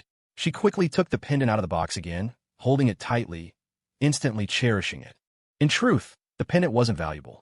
Even though the stone was good quality, it was made from a scrap piece barely the size of a fingertip, and the carving was just the simplest possible gourd shape, basically a small trinket. Olivia had received plenty of jewelry growing up, much of it far more expensive, but she couldn't help treasuring this little gourd. It held special value in her eyes. After all, Michael Thompson had made it for her himself. Michael Thompson reached a hand toward her. Olivia immediately clutched the gourd pendant with both hands, dodging slightly to the side and eyeing him warily. "You already gave it to me. No take-backs." He chuckled, amused. "I wasn't going to take it back. Let me put it on for you." Olivia hesitated for a moment, then handed the pendant to him. Michael moved behind her, unfastened the ribbon's clasp, and put the pendant around her neck. As he fastened it, he said, "Actually, I was planning to give this to you tonight before we headed home." Olivia, feeling happy now, asked, "So why give it to me now?" "I pictured how beautiful my lovely Olivia would look wearing the pendant," Michael Thompson said seriously, "and realized if I waited until tonight, I wouldn't get to see it on you, right? Put it on now, and I can admire it all day." Olivia gently pinched his side and mumbled playfully, "You smooth talker." She turned back around, fingers toying with the little gourd resting against her chest, her flushed face turned up to Michael Thompson. "Does it look nice?" Michael stroked his chin with a serious expression, studying her for a moment before sighing. "I realize I was wrong." Olivia asked nervously, "Why? Doesn't it look good?" "My earlier description wasn't quite right. It's not just that I can look at it all day. I'll probably be dreaming about it tonight, too," Michael Thompson said with utmost seriousness. "So yeah, it looks about that good.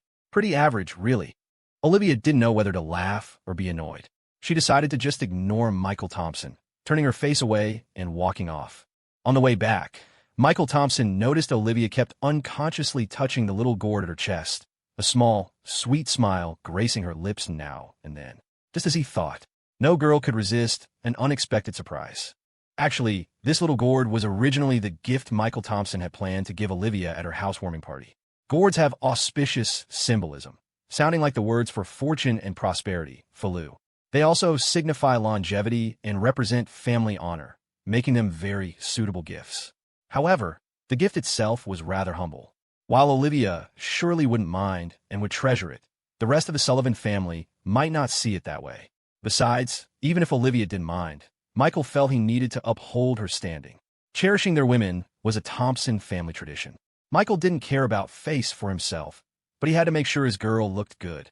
That's why Michael Thompson planned to give her a different, special gift at Olivia's housewarming party. One guaranteed to make her the most dazzling person there. "No one outshines my gorgeous girl." JPG. Olivia Sullivan's and Michael Thompson's birthdays were actually quite close. Hers was on the 27th day of the 12th lunar month, and his was on the 7th day of the 1st lunar month, both falling around the New Year celebration. Interestingly, though, this didn't mean Olivia was 10 days younger than Michael. Rather, Michael was nearly a full year younger than Olivia. Although their official IDs listed them as born in the same year, their birth months were 11 months apart. As Michael Thompson mulled over his future plans, the taxi quickly pulled up to the entrance of Ark Amusement Park. After they got out, Olivia checked the time on her phone and asked Michael Thompson, "It's only 8:40. Should we wait here for Claire, Evans, and the others?" Michael Thompson shook his head. "Why wait for them? Let's go on ahead." "Now?" Olivia asked, surprised. "Yeah, we can meet up with them inside later. We have things to do before they get here." Michael Thompson lifted the bag he was carrying and patted it. "Forgot why we bought all this." Olivia nodded and followed Michael Thompson toward the amusement park's entrance gate. Green Valley only had one amusement park, the very Ark Amusement Park where Michael Thompson was right now. Michael Thompson knew Ark Amusement Park quite well. After all, when his family went out for big outings when he was a kid, it was either Wuji Mountain in Springfield or Ark Amusement Park. As for the water parks, aquariums, and the like, those were all built later. Ark Amusement Park held memories for a whole generation in Green Valley. However, if he remembered correctly, although the park's business was still okay for now, in 3 years, after the development of the old district on the east side of Green Valley, a bigger, newer amusement park would be built there. Ark Amusement Park held on for less than half a year before it couldn't sustain itself and went bankrupt. When Michael Thompson and Olivia Sullivan arrived today, the park wasn't particularly crowded. Even though it was already winter break, most workplaces hadn't started their New Year holidays yet.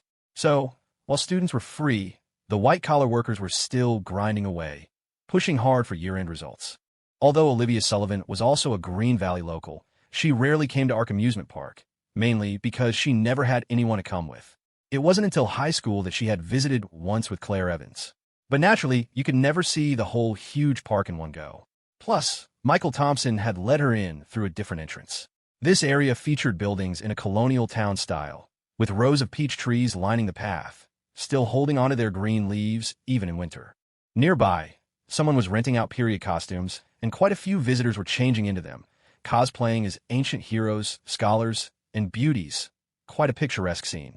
Olivia Sullivan found it novel, looking around excitedly this way, and that as they walked, seeming quite happy. She tugged on the sleeve of Michael Thompson, who was walking ahead of her, pointing towards the people taking photos not far away. Let's get a picture like that later, okay? Michael Thompson scoffed inwardly. Who knows how many people had worn those theme park costumes without them being washed? They must be filthy.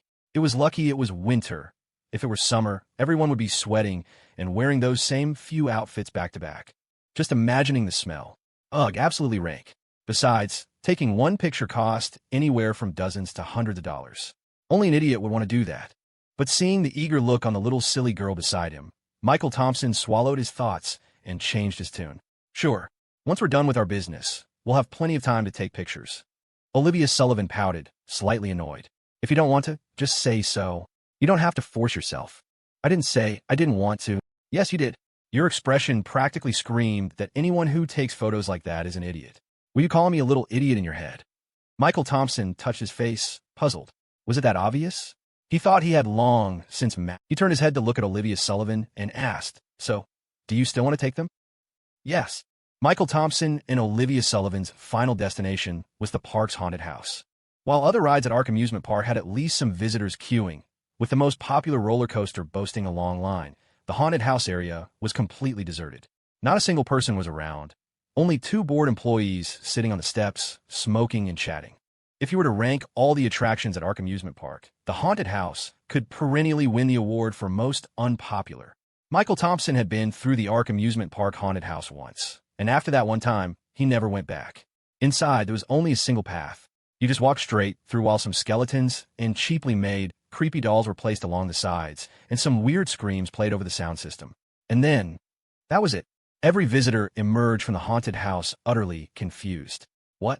I wasn't even mentally prepared, and you're telling me it's over? I thought that was just the warm-up. That's it. So, the vast majority of people never returned after their first visit, except maybe during the summer to escape the heat. It was quite cool inside the haunted house. But now it was winter, and inside it was as cold as a cellar. You could see even the employees didn't want to stay in there. They were outside soaking up the sun, smoking and slacking off. Forget about visitors. Olivia Sullivan sat waiting on a public bench under a tree opposite the haunted house, while Michael Thompson went over alone to talk to the two employees. She was a bit too far away to hear what Michael Thompson was saying to them, nor could she hear his thoughts, but she saw a troubled look gradually appear on one employee's face. It wasn't until Michael Thompson discreetly slipped him something that the employee broke into a grin, and he and Michael Thompson started chatting and laughing. In no time, Michael Thompson returned, picked up the bag resting by Olivia Sullivan's feet, and said to her, "Let's go, let's head inside." Olivia Sullivan got up and followed him towards the haunted house, asking curiously, "What were you talking about with that employee just now? I thought I saw you slip him something." Michael Thompson smiled and replied, "I told him my buddy wants to propose to the girl he loves and wanted to rent the haunted house for 2 hours." Olivia Sullivan frowned. "There's no way they'd agree to that, right?" He agreed. "How much did you give him?" "Just $1,000. Olivia Sullivan was stunned for a moment, not because she thought 1,000 was too expensive, but because it was too cheap. Normally, renting out an attraction privately for even 2 hours would be impossible, especially during operating hours. The park management would never approve it. But, well, since it was the unpopular haunted house, even the park managers didn't pay much attention to it, which left a lot of room to maneuver. As Michael Thompson and Olivia Sullivan walked past the employee, carrying their things, they heard him on the phone. "Supervisor, it's Travis. Looks like some of the hanging props here in the haunted house seem a bit loose. I'm worried they might fall and hit a guest. It's a safety hazard." "Huh? Get maintenance?" "No, no need. I can handle it myself." "I'll do it. And while I'm at it, I want to check the other props too. They're pretty old. Better safe than sorry if something goes wrong. We probably can't open this morning." "Oh, the haunted house barely gets any guests anyway. So you'll leave it up to me?" "Okay, got it. All right then, talk later." This Travis Miller deliberately spoke loudly, even repeating what the supervisor supposedly said, as if specifically letting Michael Thompson know the matter was settled. Michael Thompson gave him a thumbs up, then entered the haunted house with Olivia Sullivan. The moment they stepped inside, a bone-chilling cold hit them, accompanied by distant wails and screams. Olivia Sullivan nearly jumped into Michael Thompson's arms. Even holding back, she gripped his arm tightly, not daring to lift her head or open her eyes, carefully following step for step behind Michael Thompson as they ventured deeper inside. Not long after Michael Thompson and Olivia Sullivan entered the haunted house, the staff hung a sign on the entrance, "Under maintenance, temporarily closed." To enhance the atmosphere, every room inside was pitch black, dimly lit.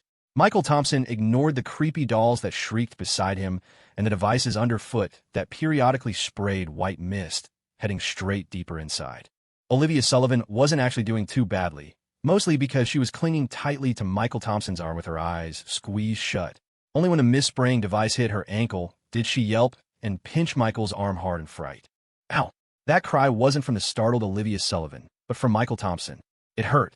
A path that should have taken 10 minutes ended up taking them that long, just to reach the middle section of the haunted house.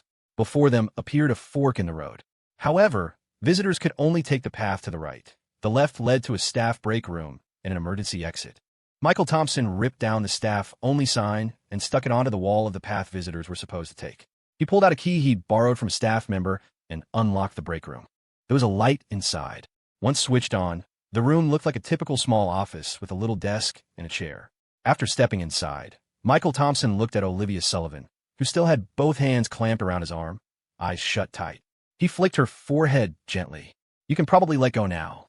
Ow! Olivia Sullivan rubbed her forehead lightly, cautiously opening her eyes. Seeing the brightly lit break room in front of her, she let out a long sigh of relief. Michael Thompson went in first, tidying up the things on the desk and moving them aside. He then dumped the items he'd bought onto the table and turned to Olivia Sullivan, who was still standing hesitantly at the doorway, looking around. "Don't just stand there like an idiot. Come help." Oh, Olivia Sullivan came over to help, and the two got busy setting the scene. Moments later, the room was transformed.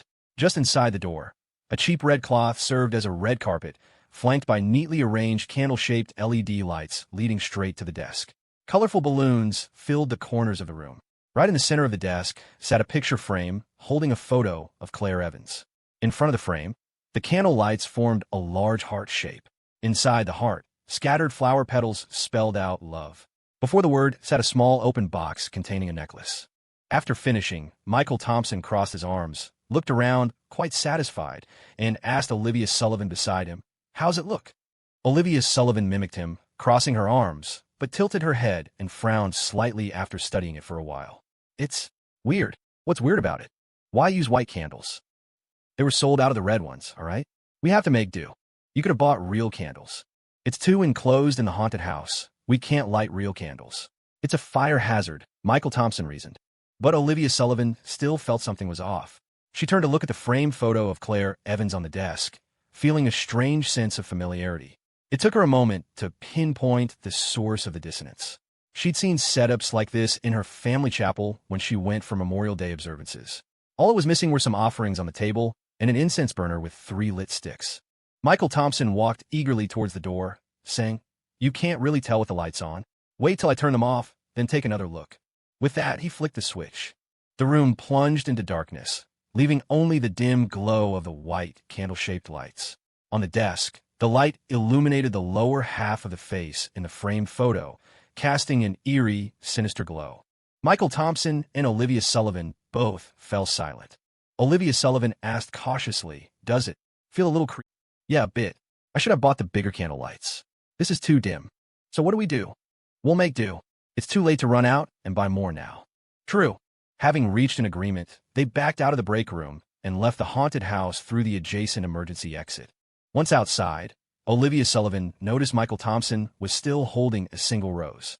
"Why'd you bring one out?" she asked, puzzled. Michael Thompson had bought 9 roses. Olivia Sullivan had assumed they were meant as a bouquet for Jake Wilson to give to Clare, but Michael Thompson had ended up pulling the petals off to spell words and scatter on the red carpet. She thought all the roses had been used up, surprised to see him holding one now. "This one." Michael Thompson looked down at the rose in his hand. "There was one extra. I was going to throw it out." "Throw? Throw it out? Why?" Olivia Sullivan quickly took the rose from him, cradling it. "That's such a waste." "You paid for it," she murmured. Well, this was new. It was the first time Michael Thompson realized Olivia Sullivan was so frugal. She considered that she'd be seeing Jake Wilson and Clare Evans soon and couldn't really carry the rose around, but she didn't want it crushed in her bag either. After a moment's thought, Olivia Sullivan carefully pinched off the rose blossom with a bit of the stem and pinned it to the top button of her coat. She looked down at it, admiring it happily for a moment. Michael Thompson watched her small actions from the side, somewhat amused. Just then his phone rang. He checked the caller ID. It was Jake Wilson. "Hey, Michael, Claire and I are here. Where are you guys?" Oh, Olivia Sullivan and I are inside the park. Why don't you come in? Inside? Just you and Olivia Sullivan. Yeah, we waited for a bit, but you didn't show, so we started looking around. Anyway, hurry up and come in. Let's meet at School Plaza. As it happened, Jake Wilson and Claire Evans weren't at the park entrance either. They were already inside. However, Claire Evans and Jake Wilson were on the east side of the park, while the haunted house Michael Thompson and Olivia Sullivan had just exited was on the south side. They had entered the park at different times, so they hadn't run into each other. Jake Wilson and Claire Evans had just come out of Beastro inside the park. Since it was only 10 in the morning, they obviously hadn't been eating lunch. As soon as Jake Wilson hung up with Michael Thompson, Claire Evans, holding a smoothie, walked over. Well, where did Michael Thompson say he is? The sun was quite nice today, and she wasn't bundled up.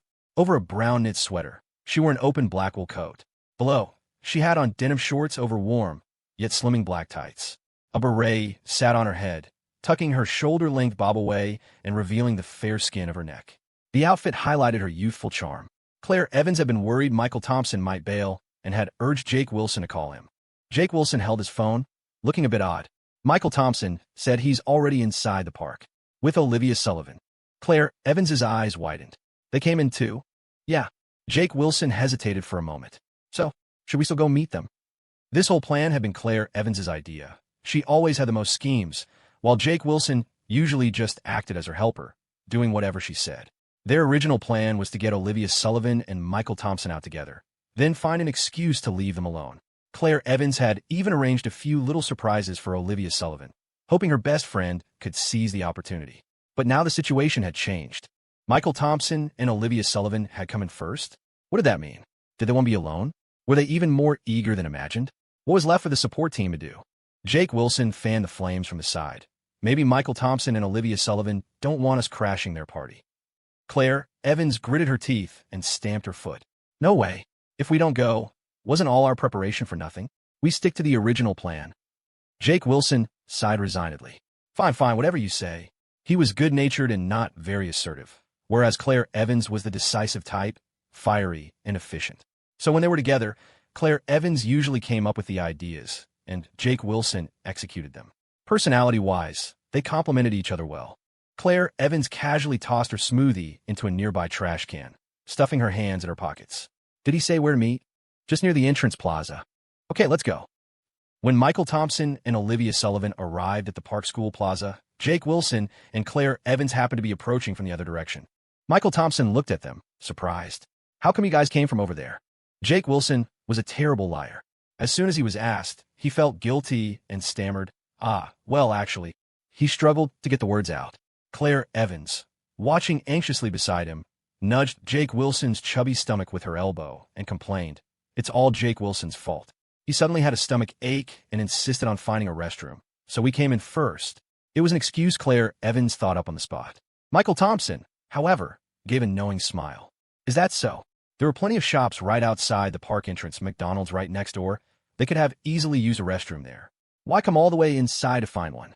He exchanged a glance with Olivia Sullivan, both understanding the meaning in each other's eyes. These two were definitely up to something. They clearly didn't want him and Olivia Sullivan interrupting them. They were the third wheels here. Claire Evans noticed them exchanging glances, but didn't guess what they were thinking. She discreetly nudged Jake Wilson again, nodding towards Michael Thompson and Olivia Sullivan. Jake Wilson looked over and secretly gave a thumbs up. Michael Thompson suggested, "Let's not just stand here at the entrance.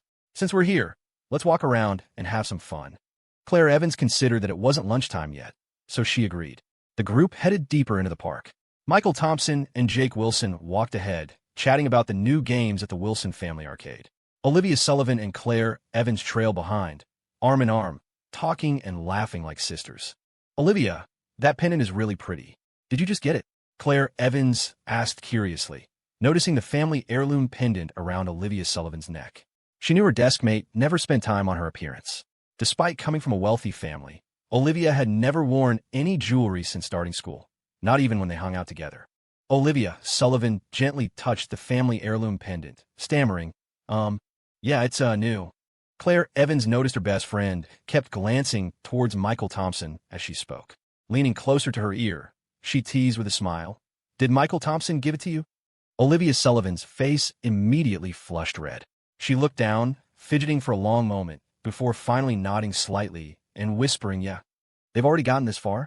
Claire Evans boldly asked, so, are you two dating now? Olivia Sullivan quickly clamped a hand over Claire Evans's mouth, glancing nervously towards Michael Thompson.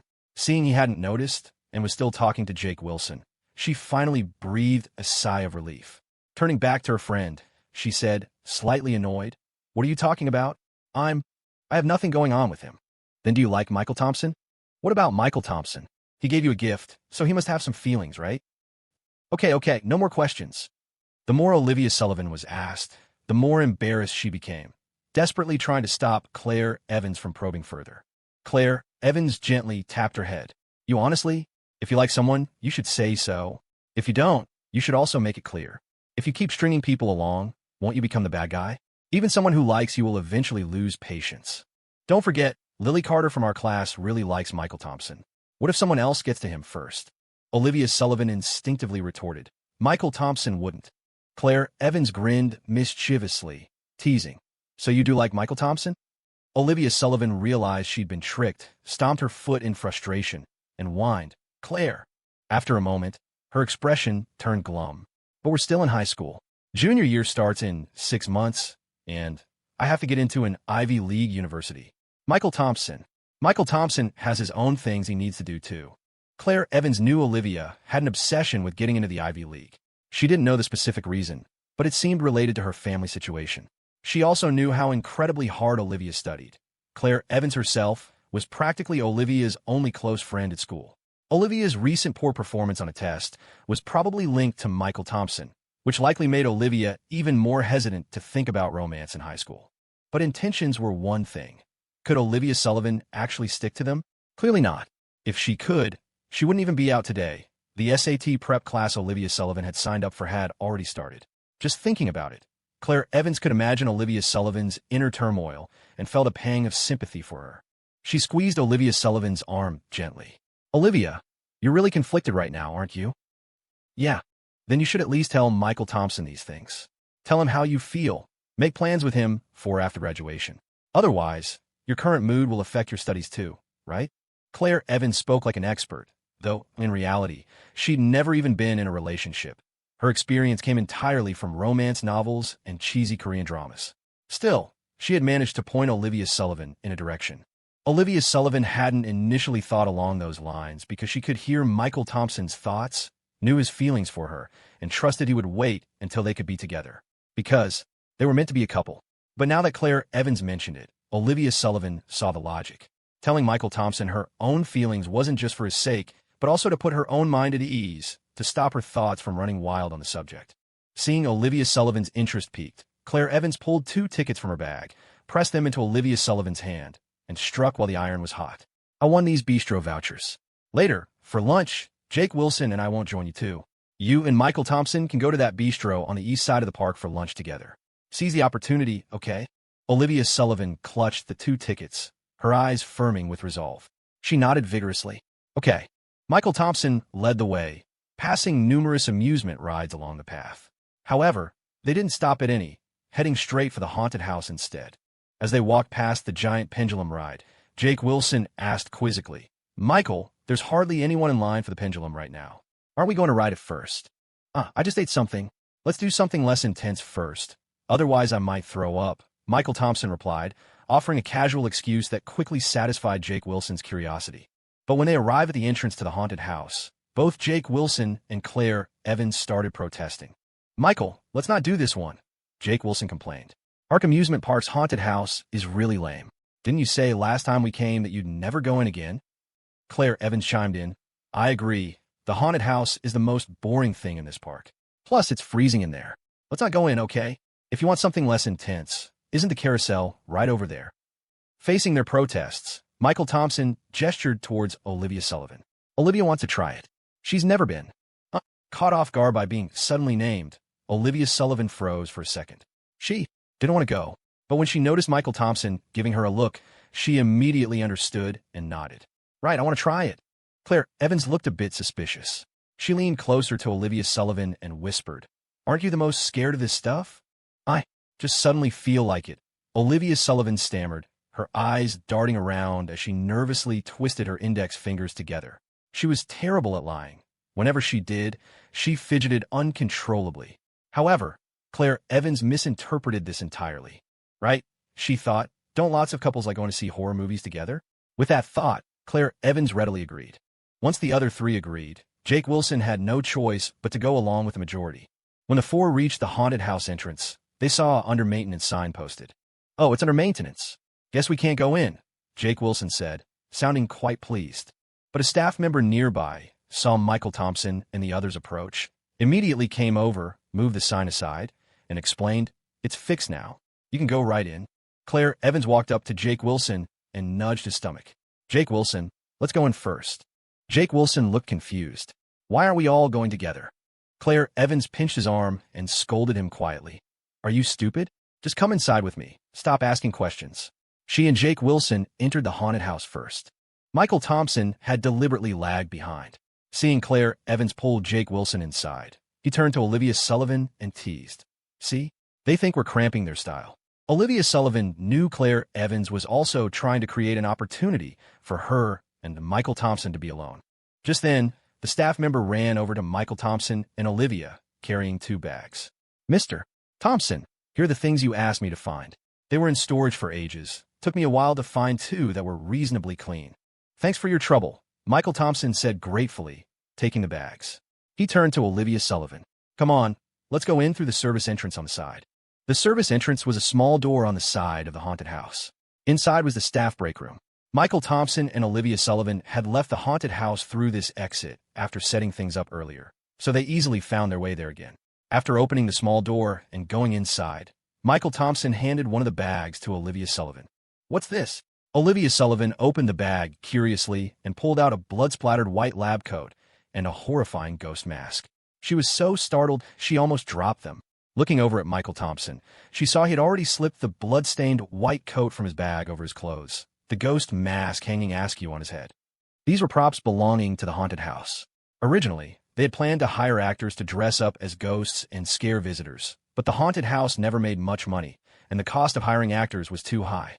The plan was eventually shelved, and these props, bought but never used, had just been gathering dust in storage.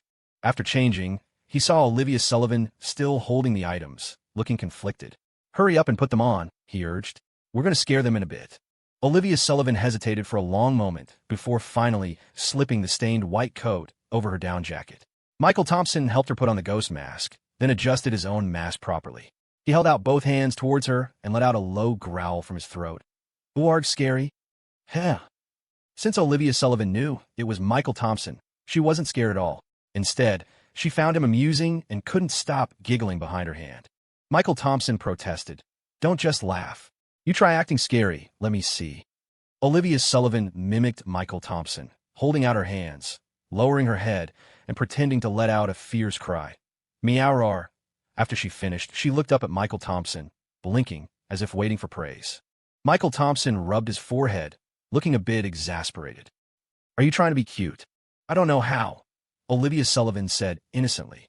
Michael Thompson was about to give her some pointers on how to be a proper haunted house actor when footsteps and conversation echoed from the corridor at the other end of the passage. "Shoo." He pulled Olivia Sullivan into a corner. "Don't make a sound. They're coming," he whispered. Because the space was so tight, Olivia Sullivan was practically pressed against Michael Thompson's chest, able to hear his breathing clearly. This sudden closeness made Olivia Sullivan's heart pound in her throat. Her cheeks flushed red, and she lowered her head slightly, twisting a strand of her hair around her finger. Meanwhile, on the other side of the haunted house, Claire Evans and Jake Wilson were walking forward. The whole place had only one path, so there was no chance of getting lost. Jake Wilson kept glancing back, but didn't see anyone following. "Michael and Olivia don't seem to be behind us," he remarked puzzledly to Claire Evans. Claire Evans wasn't concerned. Olivia's naturally scared of this stuff. It's perfectly normal for Michael Thompson to walk slowly with her. Jake Wilson was even more confused. But didn't Olivia Sullivan suggest coming to the haunted house? Claire Evans scoffed. "Jake Wilson, you're not just clueless, you're dense. If she's scared, doesn't that give her the perfect excuse to hold onto Michael Thompson's arm tightly? Ever heard of the suspension bridge effect?" Jake Wilson opened his mouth, but ultimately didn't argue, just smacked his lips a few times. So the top campus beauty, Olivia, was actually that bold? In Jake Wilson's mind, Olivia Sullivan had always seemed like a very introverted and shy girl who didn't like socializing much. The type who, even if she were dating someone, would be so prim and proper it would seem boring. He never expected she wasn't like that at all. The misunderstanding between the two pairs deepened. As the two walked along, the scary contraptions along the way didn't frighten them at all. After all, it wasn't their first time, and Ark Amusement Park's haunted house was genuinely dull. The scares were lame. They chatted as they walked. Claire Evans rubbed her arms. "Let's hurry up. It's freezing in here. Let's just wait for them outside." "Wait up." They quickened their pace and soon reached a fork in the path. "Huh. I didn't expect a fork in the path here. I don't remember this at all." Claire Evans looked at the two diverging paths, momentarily confused. As far as she recalled, this haunted house was just one straight path to the end, with no branches. It made sense, though.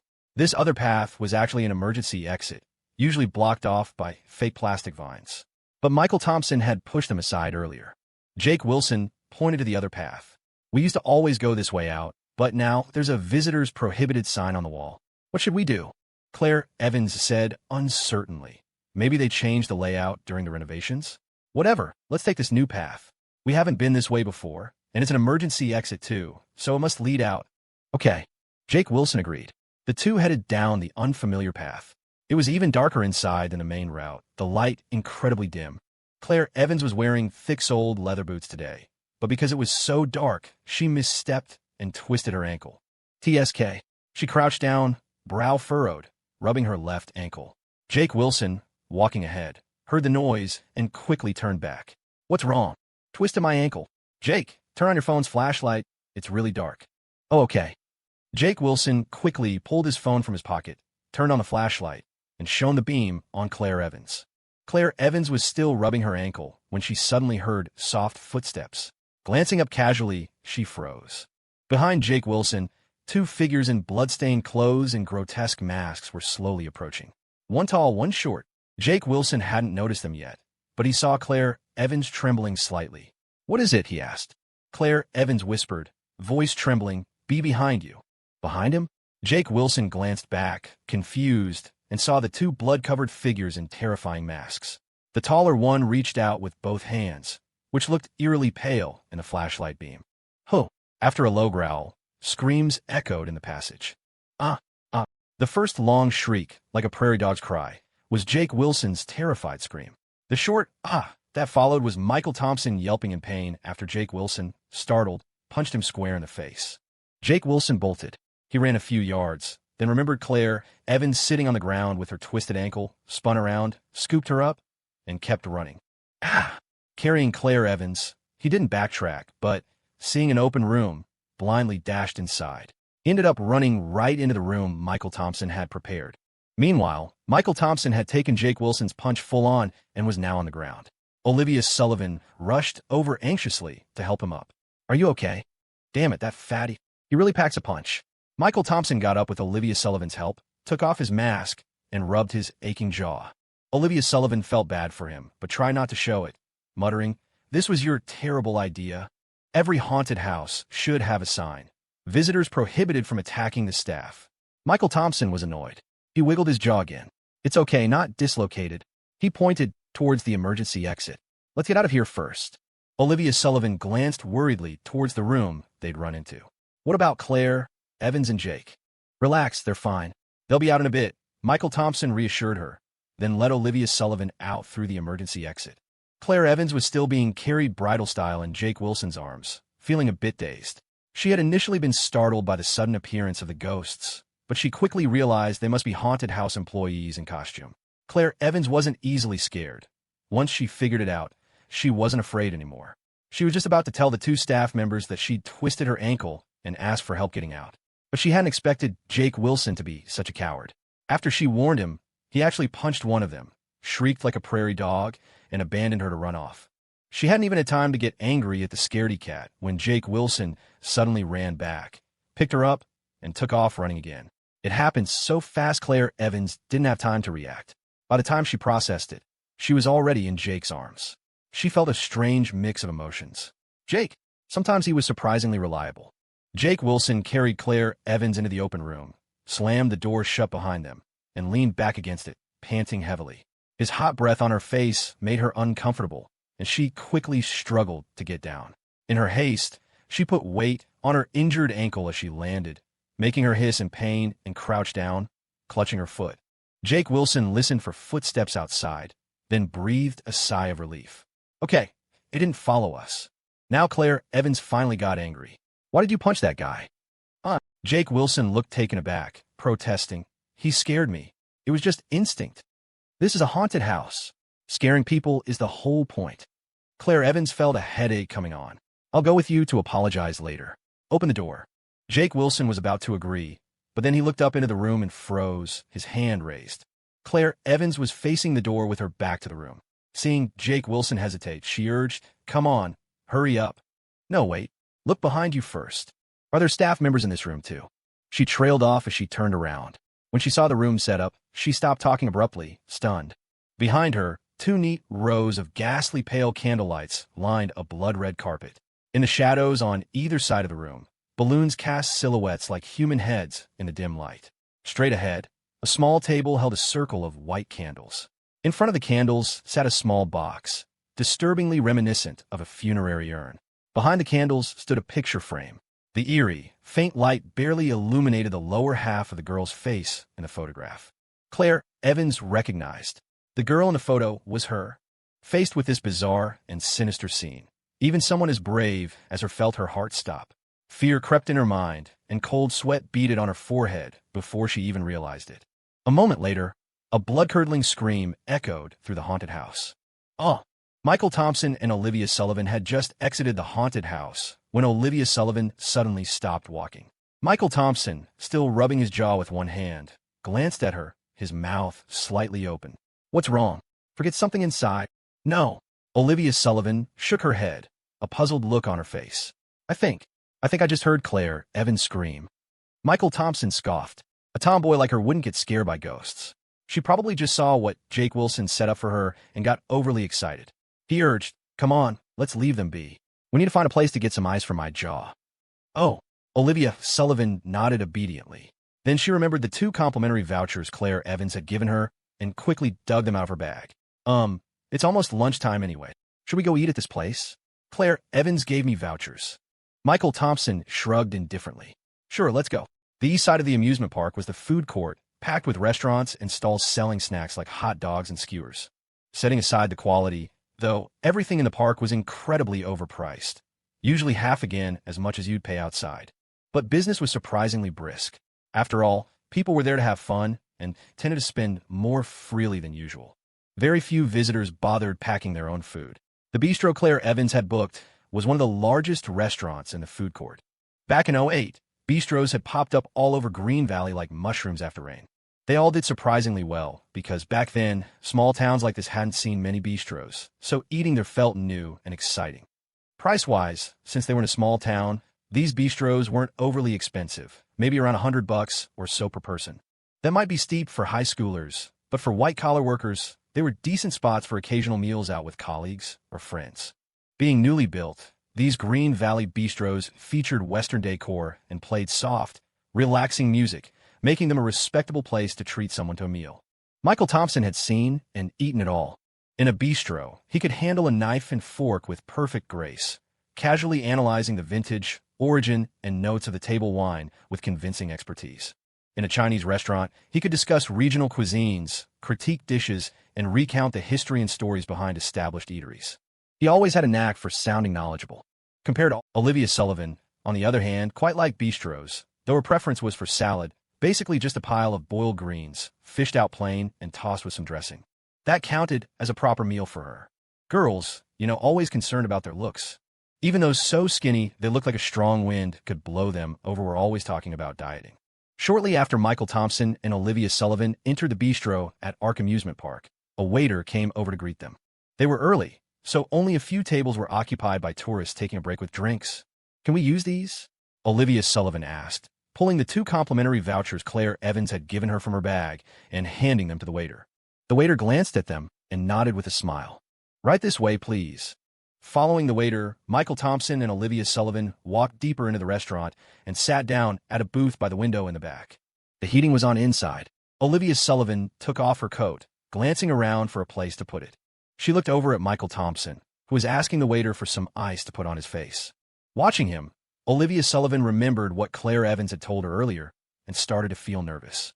Her palms grew sweaty as she held her coat. She quickly looked away and haphazardly draped her coat over the back of her chair. Olivia Sullivan had steeled herself, but now that the moment was here, the words wouldn't come out. Her mouth felt dry, and she quickly picked up the complimentary ice water on the table and took a couple of large gulps. Simply put, she'd lost her nerve. After a moment, the waiter returned with an ice pack and also placed a drink on the table. "Here you go, your drink." It was a large beverage in an elaborate glass, garnished with a pair of colorful, intertwining straws positioned so one faced each of them. Michael Thompson looked at the drink in surprise and called the waiter back. "Excuse me, there are two of us. Why just one drink?" The waiter explained patiently. "Your voucher is for the couple special for two. This is the shared drink included in the set." "A couple special? Is that how these vouchers work now?" Michael thought. They really don't consider us single folks. Still, it was free, so Michael Thompson didn't dwell on it. He turned to Olivia Sullivan. "You can have it. I'll just order another drink." Olivia Sullivan quickly grabbed his hand. Meeting his puzzled look, she murmured, "I can't finish it by myself. Let's share." It's bad to waste food," she said suddenly, her tone sharp as if annoyed. She propped her chin on her hand and turned her head away. In reality, she was just too embarrassed to look at Michael Thompson after saying that. Lately, "it's bad to waste food" seemed to have become Olivia Sullivan's catchphrase. She had a small appetite and could never finish her meals when she ate out with Michael Thompson, so she'd always say this a bit defensively before giving him the rest of her food. Michael Thompson couldn't help but think, "Isn't this hint a little too obvious?" Miss Olivia's affection level seems to be rising pretty quickly lately. How did I not realize back in high school that she liked me this much? No wonder she always called me blockhead after we got married. Normally, if Olivia Sullivan could hear Michael Thompson's thoughts like this, she'd be mortified, probably snatch the drink away without a word and shield it with her hands to keep him from having any. That'd teach his smug self. But this time was different. She had come here with a purpose determined. Under the table, her foot gave him a light tap, as if urging him on. But Michael Thompson's next move caught Olivia Sullivan completely off guard. He promptly dumped the complimentary ice water into a nearby trash bin, then picked up the large shared drink and poured some into the empty water glass, placing it back down in front of himself. "I'll drink this," he said, pushing the original glass, still holding more than half the drink, towards Olivia Sullivan. "You drink that." Michael Thompson clapped his hands together. "See? Problem solved, ouch." Under the table, Olivia Sullivan had kicked him hard in the knee. Michael Thompson bent over to rub his knee, looking utterly bewildered. "What did you kick me for?" Olivia Sullivan turned her face away to look out the window, propping her chin on her hand and biting down hard on her straw. "I don't know," she said, cheeks puffed out indignantly. Michael Thompson teased. "You're not mad because I wouldn't share the drink with you, are you?" Her thoughts exposed, Olivia Sullivan blushed furiously, sputtering indignantly. What are you talking about?" "Of course, and not." Michael Thompson raised his hand high. "Judge Sullivan, the defense requests permission to speak." "Actually," he continued, "I had chive buns for breakfast this morning. Do you like chive-flavored drinks?" Olivia Sullivan shot him a strange look and mumbled, "Liar." Michael Thompson smiled knowingly, looking down and stirring his drink with a spoon. The spoon clinked softly against the glass. "Miss Olivia," he began, still not looking up, his gaze fixed on the surface of his drink, his voice calm. "Do you like me? Because if you don't, your actions just now could easily give an innocent, inexperienced guy like me the wrong idea." He looked up then, meeting Olivia Sullivan's eyes, his smile still warm and gentle, as if patiently waiting for her answer. Olivia Sullivan was stunned, her mouth agape, as she stared at Michael Thompson. She had come to this meal, determined to confess her feelings for Michael Thompson. But Michael Thompson, he'd beaten her to the punch. He completely threw out the playbook. Sneaky, so sneaky. Olivia Sullivan didn't know how to respond. She picked up her drink, lowered her head, and pretended to sip it, trying to hide her nervousness. But her trembling hands gave her away. Clink, clink, clink. The bottom of the glass tumbler kept tapping against the edge of the table. Michael Thompson almost wondered if little Olivia had Parkinson's, like his grandmother back in the countryside. But honestly, even he was feeling incredibly nervous at that moment, because this wasn't how he'd envisioned things going. According to Michael Thompson's plan, it was enough for him and Olivia Sullivan to leave a good impression on each other in high school. Dating, let alone marriage, was something to consider after graduation. In his past life, he and Olivia Sullivan had a good relationship, But he'd been so busy with business that he neglected his family, always feeling guilty about his wife and children. Reborn into this life, he didn't want to build a huge business or make tons of money. He just wanted to do things he enjoyed and spend the rest of his time with his family. Of course, with his abilities, even turning his hobbies into a career would allow him to live a very comfortable life. So, Michael Thompson was absolutely determined to win Olivia Sullivan over. According to the trajectory of his past life, they were supposed to be together anyway. But precisely because he valued Olivia Sullivan so much, he became more cautious enough to worry that the butterfly effect from his rebirth might cause complications. That was why, after being reborn, his first decision was to let his relationship with Olivia Sullivan follow the path of his previous life as much as possible, avoiding any deviations that might lead to unexpected outcomes. He also knew Olivia Sullivan well enough to know she focused solely on her studies in high school. Pursuing her now could very likely backfire. Combining these two reasons, even after clearly sensing Olivia Sullivan's affection for him, Michael Thompson still maintained a cautious attitude, only daring to test the waters carefully. Inviting her over for dinner, giving her gifts, these were his tests.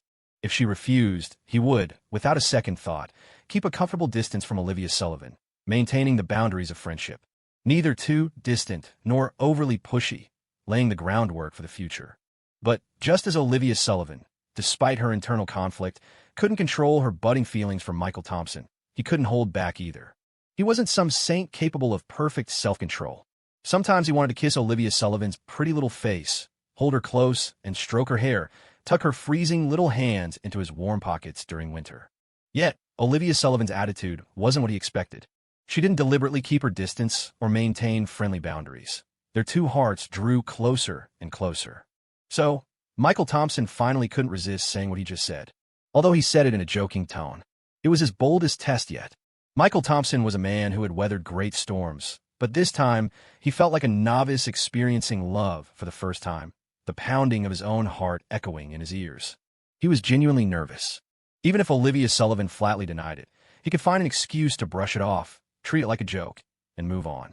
But if that really happened, it would still leave a bad taste in his mouth. Who? Huh. Olivia Sullivan took a deep breath, forcing herself to calm down. She placed her drink back on the table and said, pretending to be casual, "Claire Evans told me you like girls with good figures, so don't joke with me like that." Michael Thompson hadn't expected her to bring that up, but the fact that she didn't immediately deny it or get angry was already a very good start. Actually, Olivia Sullivan was nervous saying this too. She was terrified Michael Thompson would just laugh it off as a joke and drop the subject. He was totally capable of that. He always did stuff like that.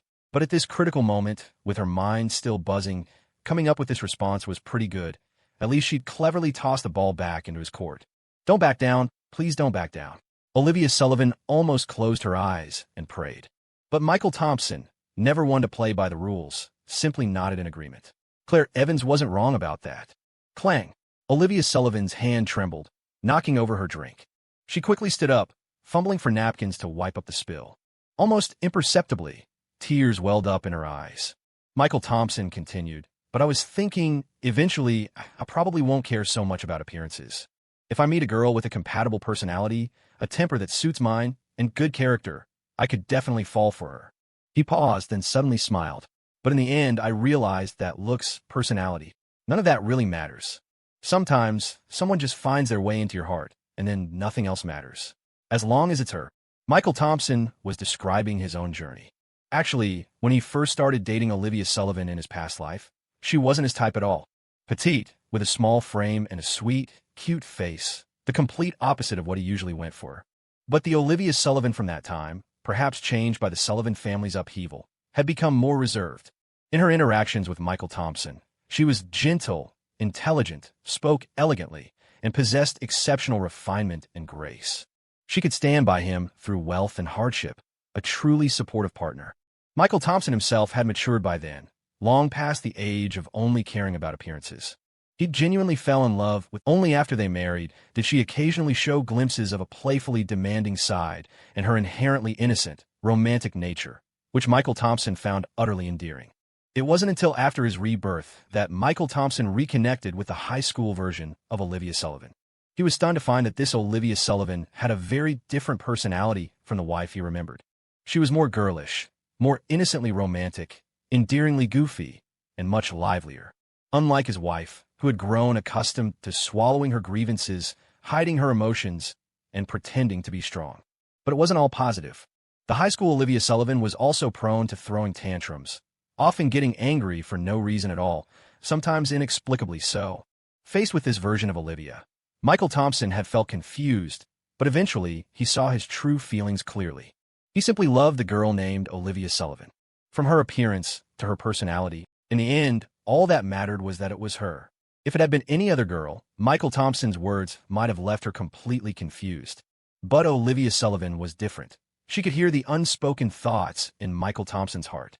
Naturally, she could also sense the sincerity behind them.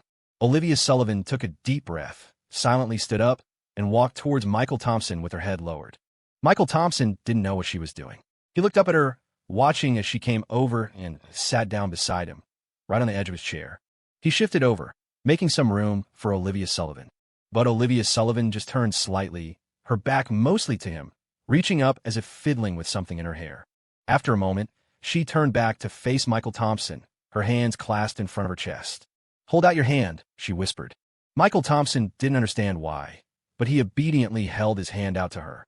Olivia Sullivan placed something cool in his palm. It was a pink butterfly hair clip. Her small hand still rested on Michael Thompson's larger one as she blushed and mumbled, "You have to confess properly. This doesn't count." Michael Thompson's eyes widened gradually, a spark of excitement igniting within them. Olivia Sullivan's tone grew firmer. "On graduation day, you have to confess to me properly, understand?" Also, Her voice trailed off, becoming quieter and quieter as she lowered her head further, mumbling, "I like surprises too." Michael Thompson leaned closer, whispering, "So, Olivia, does this mean you like me?" Annoyed by his deliberately obtuse question, Olivia Sullivan flushed and turned her head away. "Not before graduation. You don't? Okay, maybe I'll ask someone else then." He pretended to get up, but Olivia Sullivan quickly grabbed his sleeve. When he looked back, she was glaring at him with an expression that was somehow both fierce and adorable. Olivia Sullivan pulled out her phone, tapped the screen a few times, then placed it on the table, hiding her face behind her hands. Michael Thompson's phone buzzed moments later. He picked it up. It was a message from Olivia Sullivan. Just two simple words, "I like." But scrolling down, there was another line added, "Don't ask such obvious questions." Like a last little bit of feigned resistance. Michael Thompson's smile widened. He looked up from his phone towards Olivia Sullivan, but she kept her face hidden, deliberately turning her head to look out the window. Michael Thompson asked teasingly, "But graduation is still over a year away. Where are we until then?" "Probationary period. So, during this probationary period, can I hold your hand?" Olivia Sullivan looked conflicted for a moment, but thinking about making Michael Thompson wait a year, she finally nodded. "Only when no one's around." Michael Thompson glanced around, then reached his hand towards hers. Blushing, she took Michael Thompson's hand but quickly pulled it under the table, out of sight. Michael Thompson held her hand. It felt a little cool and soft. He gave it a gentle squeeze, confirming this was real and not a dream, then smiled with relief. Everything was happening much faster than he'd expected, but this unexpected development filled him with immense joy. Michael Thompson lowered his gaze to their clasped hands and said softly, "I know how important high school is to you, and I understand your concerns. But don't worry about me. I know how to handle things. I won't be a burden to you. After graduation, we can really be together. For the rest of this year and all of senior year next year, you need to focus and work hard. Get into an Ivy League university. When that happens, I'll get into the Rhode Island School of Design and go to Boston to be with you. Until then, just focus on what you need to do." Although the college entrance exam system in China has its critics, you couldn't deny it was a real chance to change one's fate. Even for someone like Olivia Sullivan, this was true. Old Mr. Arthur Sullivan was getting on in years, and his health wasn't good. He couldn't protect her for many more years. If she wasn't successful enough in the future, it would be difficult for her to maintain her position within the Sullivan family.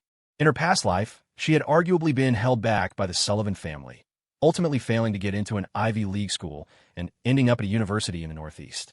Until Michael Thompson took her away from the Sullivan family, her life hadn't been easy.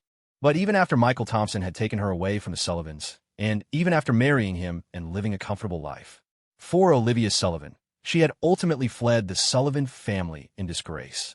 She was the loser. But in this life, Michael Thompson would protect her, shield her from all interference, letting her pursue her goals without any worries.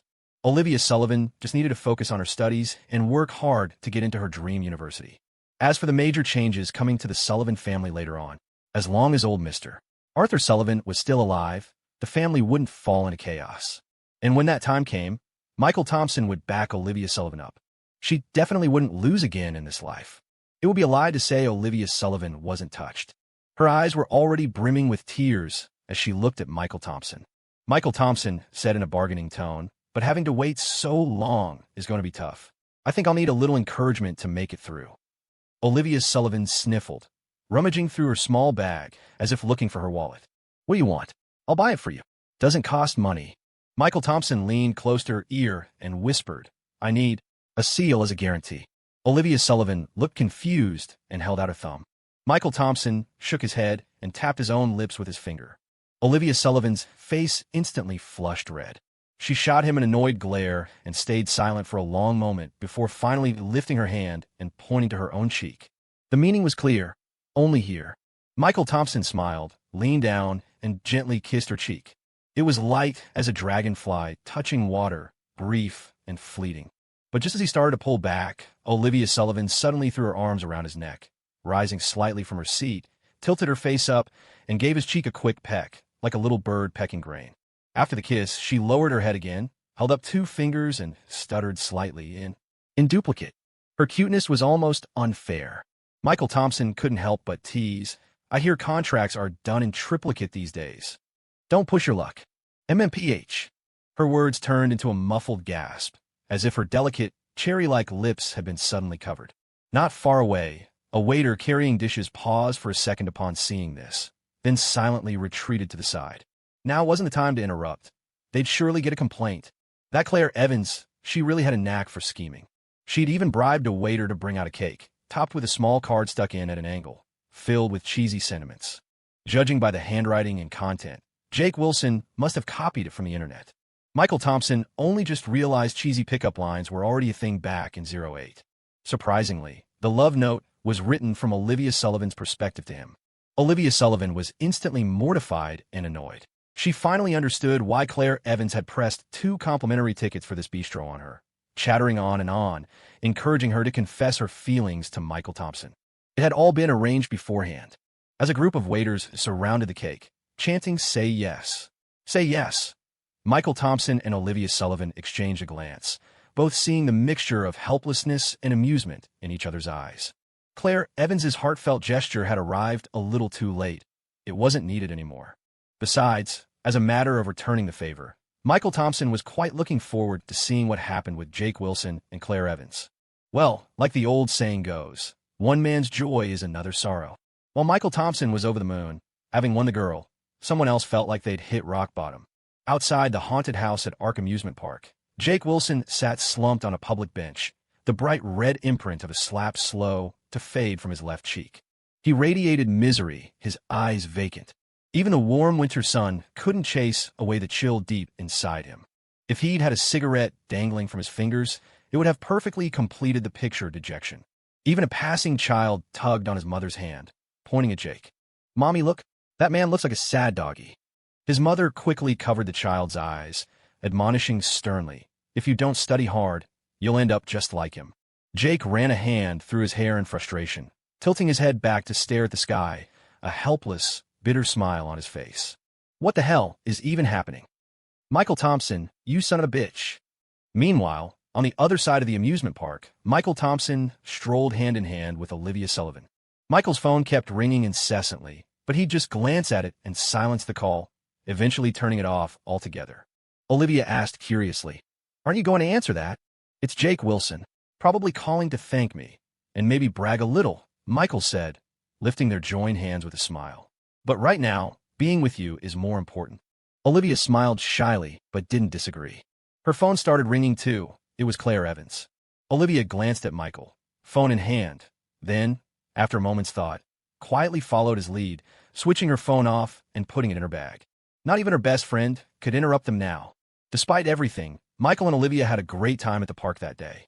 Although water rides like the log flume were closed for the winter, they tried everything else: the carousel, roller coasters, the drop tower.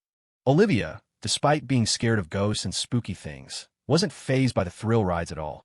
In fact, her eyes grew brighter with each one, and soon she was eagerly pulling Michael towards the next attraction. Michael, on the other hand, looked a bit pale after the drop tower, his legs trembling. He was afraid of heights. Nope, I really can't do any more. Just one more. I promise, it's the last one. After getting off the pendulum ride, Olivia started wheedling again, grabbing Michael and stubbornly trying to pull him toward the sky chairs. Michael clung to a lamppost, refusing to budge. Didn't you promise it was the last one? This time it's really, truly the last one. Michael just hugged the lamppost tighter, silent. Olivia stamped her foot in exasperation, tugging at his hand. This is so embarrassing. Let's go. No. What if I give you a little... Michael slowly let go of the lamppost. As he walked with her, he grumbled defensively. It's not like I want encouragement or anything. I'm just worried you'll be scared going up there alone. Olivia shot him an exasperated look, but held his hand tightly, afraid he might bolt. After the ride finished, Michael collapsed onto a bench, groaning dramatically for a while. Olivia bought a hot drink from a nearby snack stand and trotted back, handing it to him. Still feel sick? Drink something hot. It might help settle your stomach. Michael had no choice but to sit up. He took a sip, caught his breath, and then leaned his face close to Olivia's. Blushing, Olivia pushed his face away. What are you doing? Where's that encouragement you promised? She made a small fist and gave a light downward punch. Go team. Michael stared at her with deadpan eyes. She blinked innocently. That's your idea of encouragement? Isn't it encouraging? Michael leaned back against the bench in defeat, holding the hot drink. No wonder my mom always said, the prettier a woman is, the more likely she is to lie, he muttered glumly. Olivia pretended not to hear, turning her head away.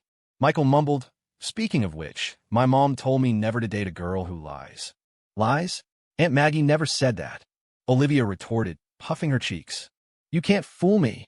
She stood up, arms crossed, sounding slightly flustered. Today's encouragement quota has been exceeded. I'll owe you. Michael stood up too, reaching for her hand. She hesitated for a second before letting him take it. Then she felt a tickle near her ear as Michael whispered with a soft laugh. Owing me is fine, but I'll need an IOU.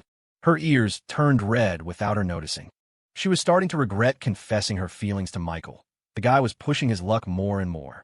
He just loved teasing her. But Michael quickly acted like nothing happened. He glanced at the time. Wow, look at the time. We should get going. Don't want to keep the old man waiting. Olivia nodded, looking down, her barely audible. Tonight, Arthur Sullivan hadn't chosen to host Michael at home. Instead, he'd booked a table at a very upscale Chinese restaurant inside the City General Hospital. Michael guessed he probably wasn't the guest of honor tonight. Mr. Arthur Sullivan was old school and particular about etiquette. Hosting just a junior like Michael wouldn't normally warrant such formality. He also recalled Mr. Arthur Sullivan mentioning he wanted to introduce someone to him. It seemed that person was the real guest of honor, and Michael was just there to accompany them. Michael was quite curious about who Mr. Arthur Sullivan wanted him to meet. Aside from his connection through Olivia, he'd only coincidentally saved Mr. Arthur Sullivan's life. There didn't seem to be any particular reason to formally introduce someone to him, right? Though unsure why, Michael took it seriously. After all, he still hoped to marry the man's granddaughter and needed to make a good impression on Arthur Sullivan. 6 p.m. Royal Manor. In the large private room on the top floor, a table easily large enough for 20 sat mostly empty, occupied by only 2 elderly men and 1 younger member of the Sullivan family. That younger Sullivan was none other than Violet Sullivan. Violet, with her fluffy purple hair, was distractedly filing her black-painted fingernails with an emery board. She sat silently, not joining the conversation. Only the laughter and conversation of the 2 old men filled the room. Mr. Huang, you truly are a busy man. It wasn't easy getting you here. Nonsense. Didn't I come as soon as you called? After a few pleasantries, the elderly Mr. Huang eagerly asked, that painting you showed me last time, was it really done by a high school student? Arthur Sullivan chuckled. Would I lie to you? If it weren't true, why would I go to the trouble of calling you all the way from Nanjing? Tell me more about it. Well, no need to rush. I just called, they're already downstairs. You can ask all you want when you meet them in person. Mr. Sullivan chuckled again, filling Mr. Huang's glass with bourbon. Before they arrive, let's catch up. Drink up, drink up. And while we're at it, tell me what you think of my granddaughter's talent. Mr. Huang had just lifted his glass, but hearing Arthur Sullivan's last sentence, he glanced toward Violet, put the glass back down, a troubled expression on his face. Arthur Sullivan watched Mr. Huang closely. It seemed the old master wasn't particularly taken with his granddaughter. Sullivan felt a pang of disappointment, but years navigating the business world had made him smooth. He let the subject drop, raising his glass cheerfully. Drink up, drink up. Mr. Huang didn't respond immediately. He frowned, tapping his fingers lightly on the table as if weighing something. Finally, he sighed in resignation and relented. Your granddaughter. She does have some talent. How about this, he continued. When she's a senior in high school, have her apply for early admission at the Rhode Island School of Design. If she passes the written exam and gets in, I'll observe her for another 2 years. Arthur Sullivan thought to himself that artists tended to be a bit thin-skinned. This was likely old Huang doing him a favor, softening the rejection without shutting the door completely. He knew perfectly well that with his granddaughter's academic record, passing RISD's entrance exam, especially the written part, was practically impossible. Old Huang's words were just polite pleasantries. Nodding, Arthur Sullivan didn't press the issue further. He urged the old man to drink, and they picked at the appetizers, reminiscing about old times. By the time half the bottle of bourbon was gone and the appetizers had dwindled, Olivia Sullivan and Michael Thompson finally arrived. As soon Cale Thompson entered and saw the old man seated next to Arthur Sullivan, he visibly started. He quickly composed himself, greeted Sullivan, then looked towards the older man, gesturing questioningly. And this is... Michael, let me introduce you. This is Master Huang, Arthur Sullivan said with a kind smile, standing to introduce the man beside him. I heard from Olivia that you're planning to apply to RISD, right? Master Huang here is a guest professor at the Rhode Island School of Design. Michael Thompson's expression immediately shifted to one of warm enthusiasm. He leaned forward slightly, extending both hands. Hello, Professor Huang. It's an honor. I'm Michael Thompson. Arthur Sullivan laughed heartily. See, old Huang? I told you this kid warms up quickly. He's already calling you Professor. Though the words sounded informal, his tone was that of an elder affectionately teasing a junior, signaling his closeness to Michael for Mr. Huang's benefit. Mr. Huang chuckled as well. Calling me Professor is fine. I am a university professor, after all. Professor Huang sounds much more comfortable than Master Huang. Arthur Sullivan smiled and nodded, then turned to Michael and Olivia. Don't just stand there, sit down. Michael, why don't you sit next to old Huang? Since you want to apply to RISD, it'll be convenient if you have questions. Olivia Sullivan glanced at Michael Thompson. Seeing his subtle nod, she moved to sit beside Arthur Sullivan. Michael, meanwhile, circled around the table, pulled out a chair, and sat down next to Mr. Huang. To Michael's right sat Violet Sullivan. Violet Sullivan had seemed utterly detached, as if the dinner had nothing to do with her. But the moment Michael Thompson walked in, she looked up, her gaze fixed on him with keen interest as he took the seat beside her. This private room was one of the most luxurious in the five-star hotel. The large table could easily seat 20 if squeezed, making it feel rather spacious with only 5 people. Now that everyone had arrived, Sullivan signaled the waiter to serve the main courses. Soon, the table was laden with delicacies. The hotel specialized in New Orleans cuisine, herb-crusted lobster, stuffed mushrooms, maple-glazed ribs. A parade of exquisitely presented, aromatic dishes filled the room. However, Michael Thompson didn't touch his utensils. His attention wasn't on the feast before him, but on the seemingly ordinary, even slightly short, old man beside him. He recognized Mr. Huang.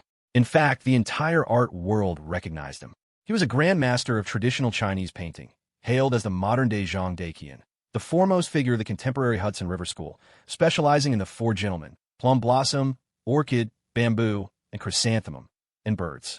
His massive 100 birds paying homage to the phoenix was considered a national treasure of the current era. Now older, he rarely undertook such large-scale works, making that painting likely his final masterpiece of its kind. Mr.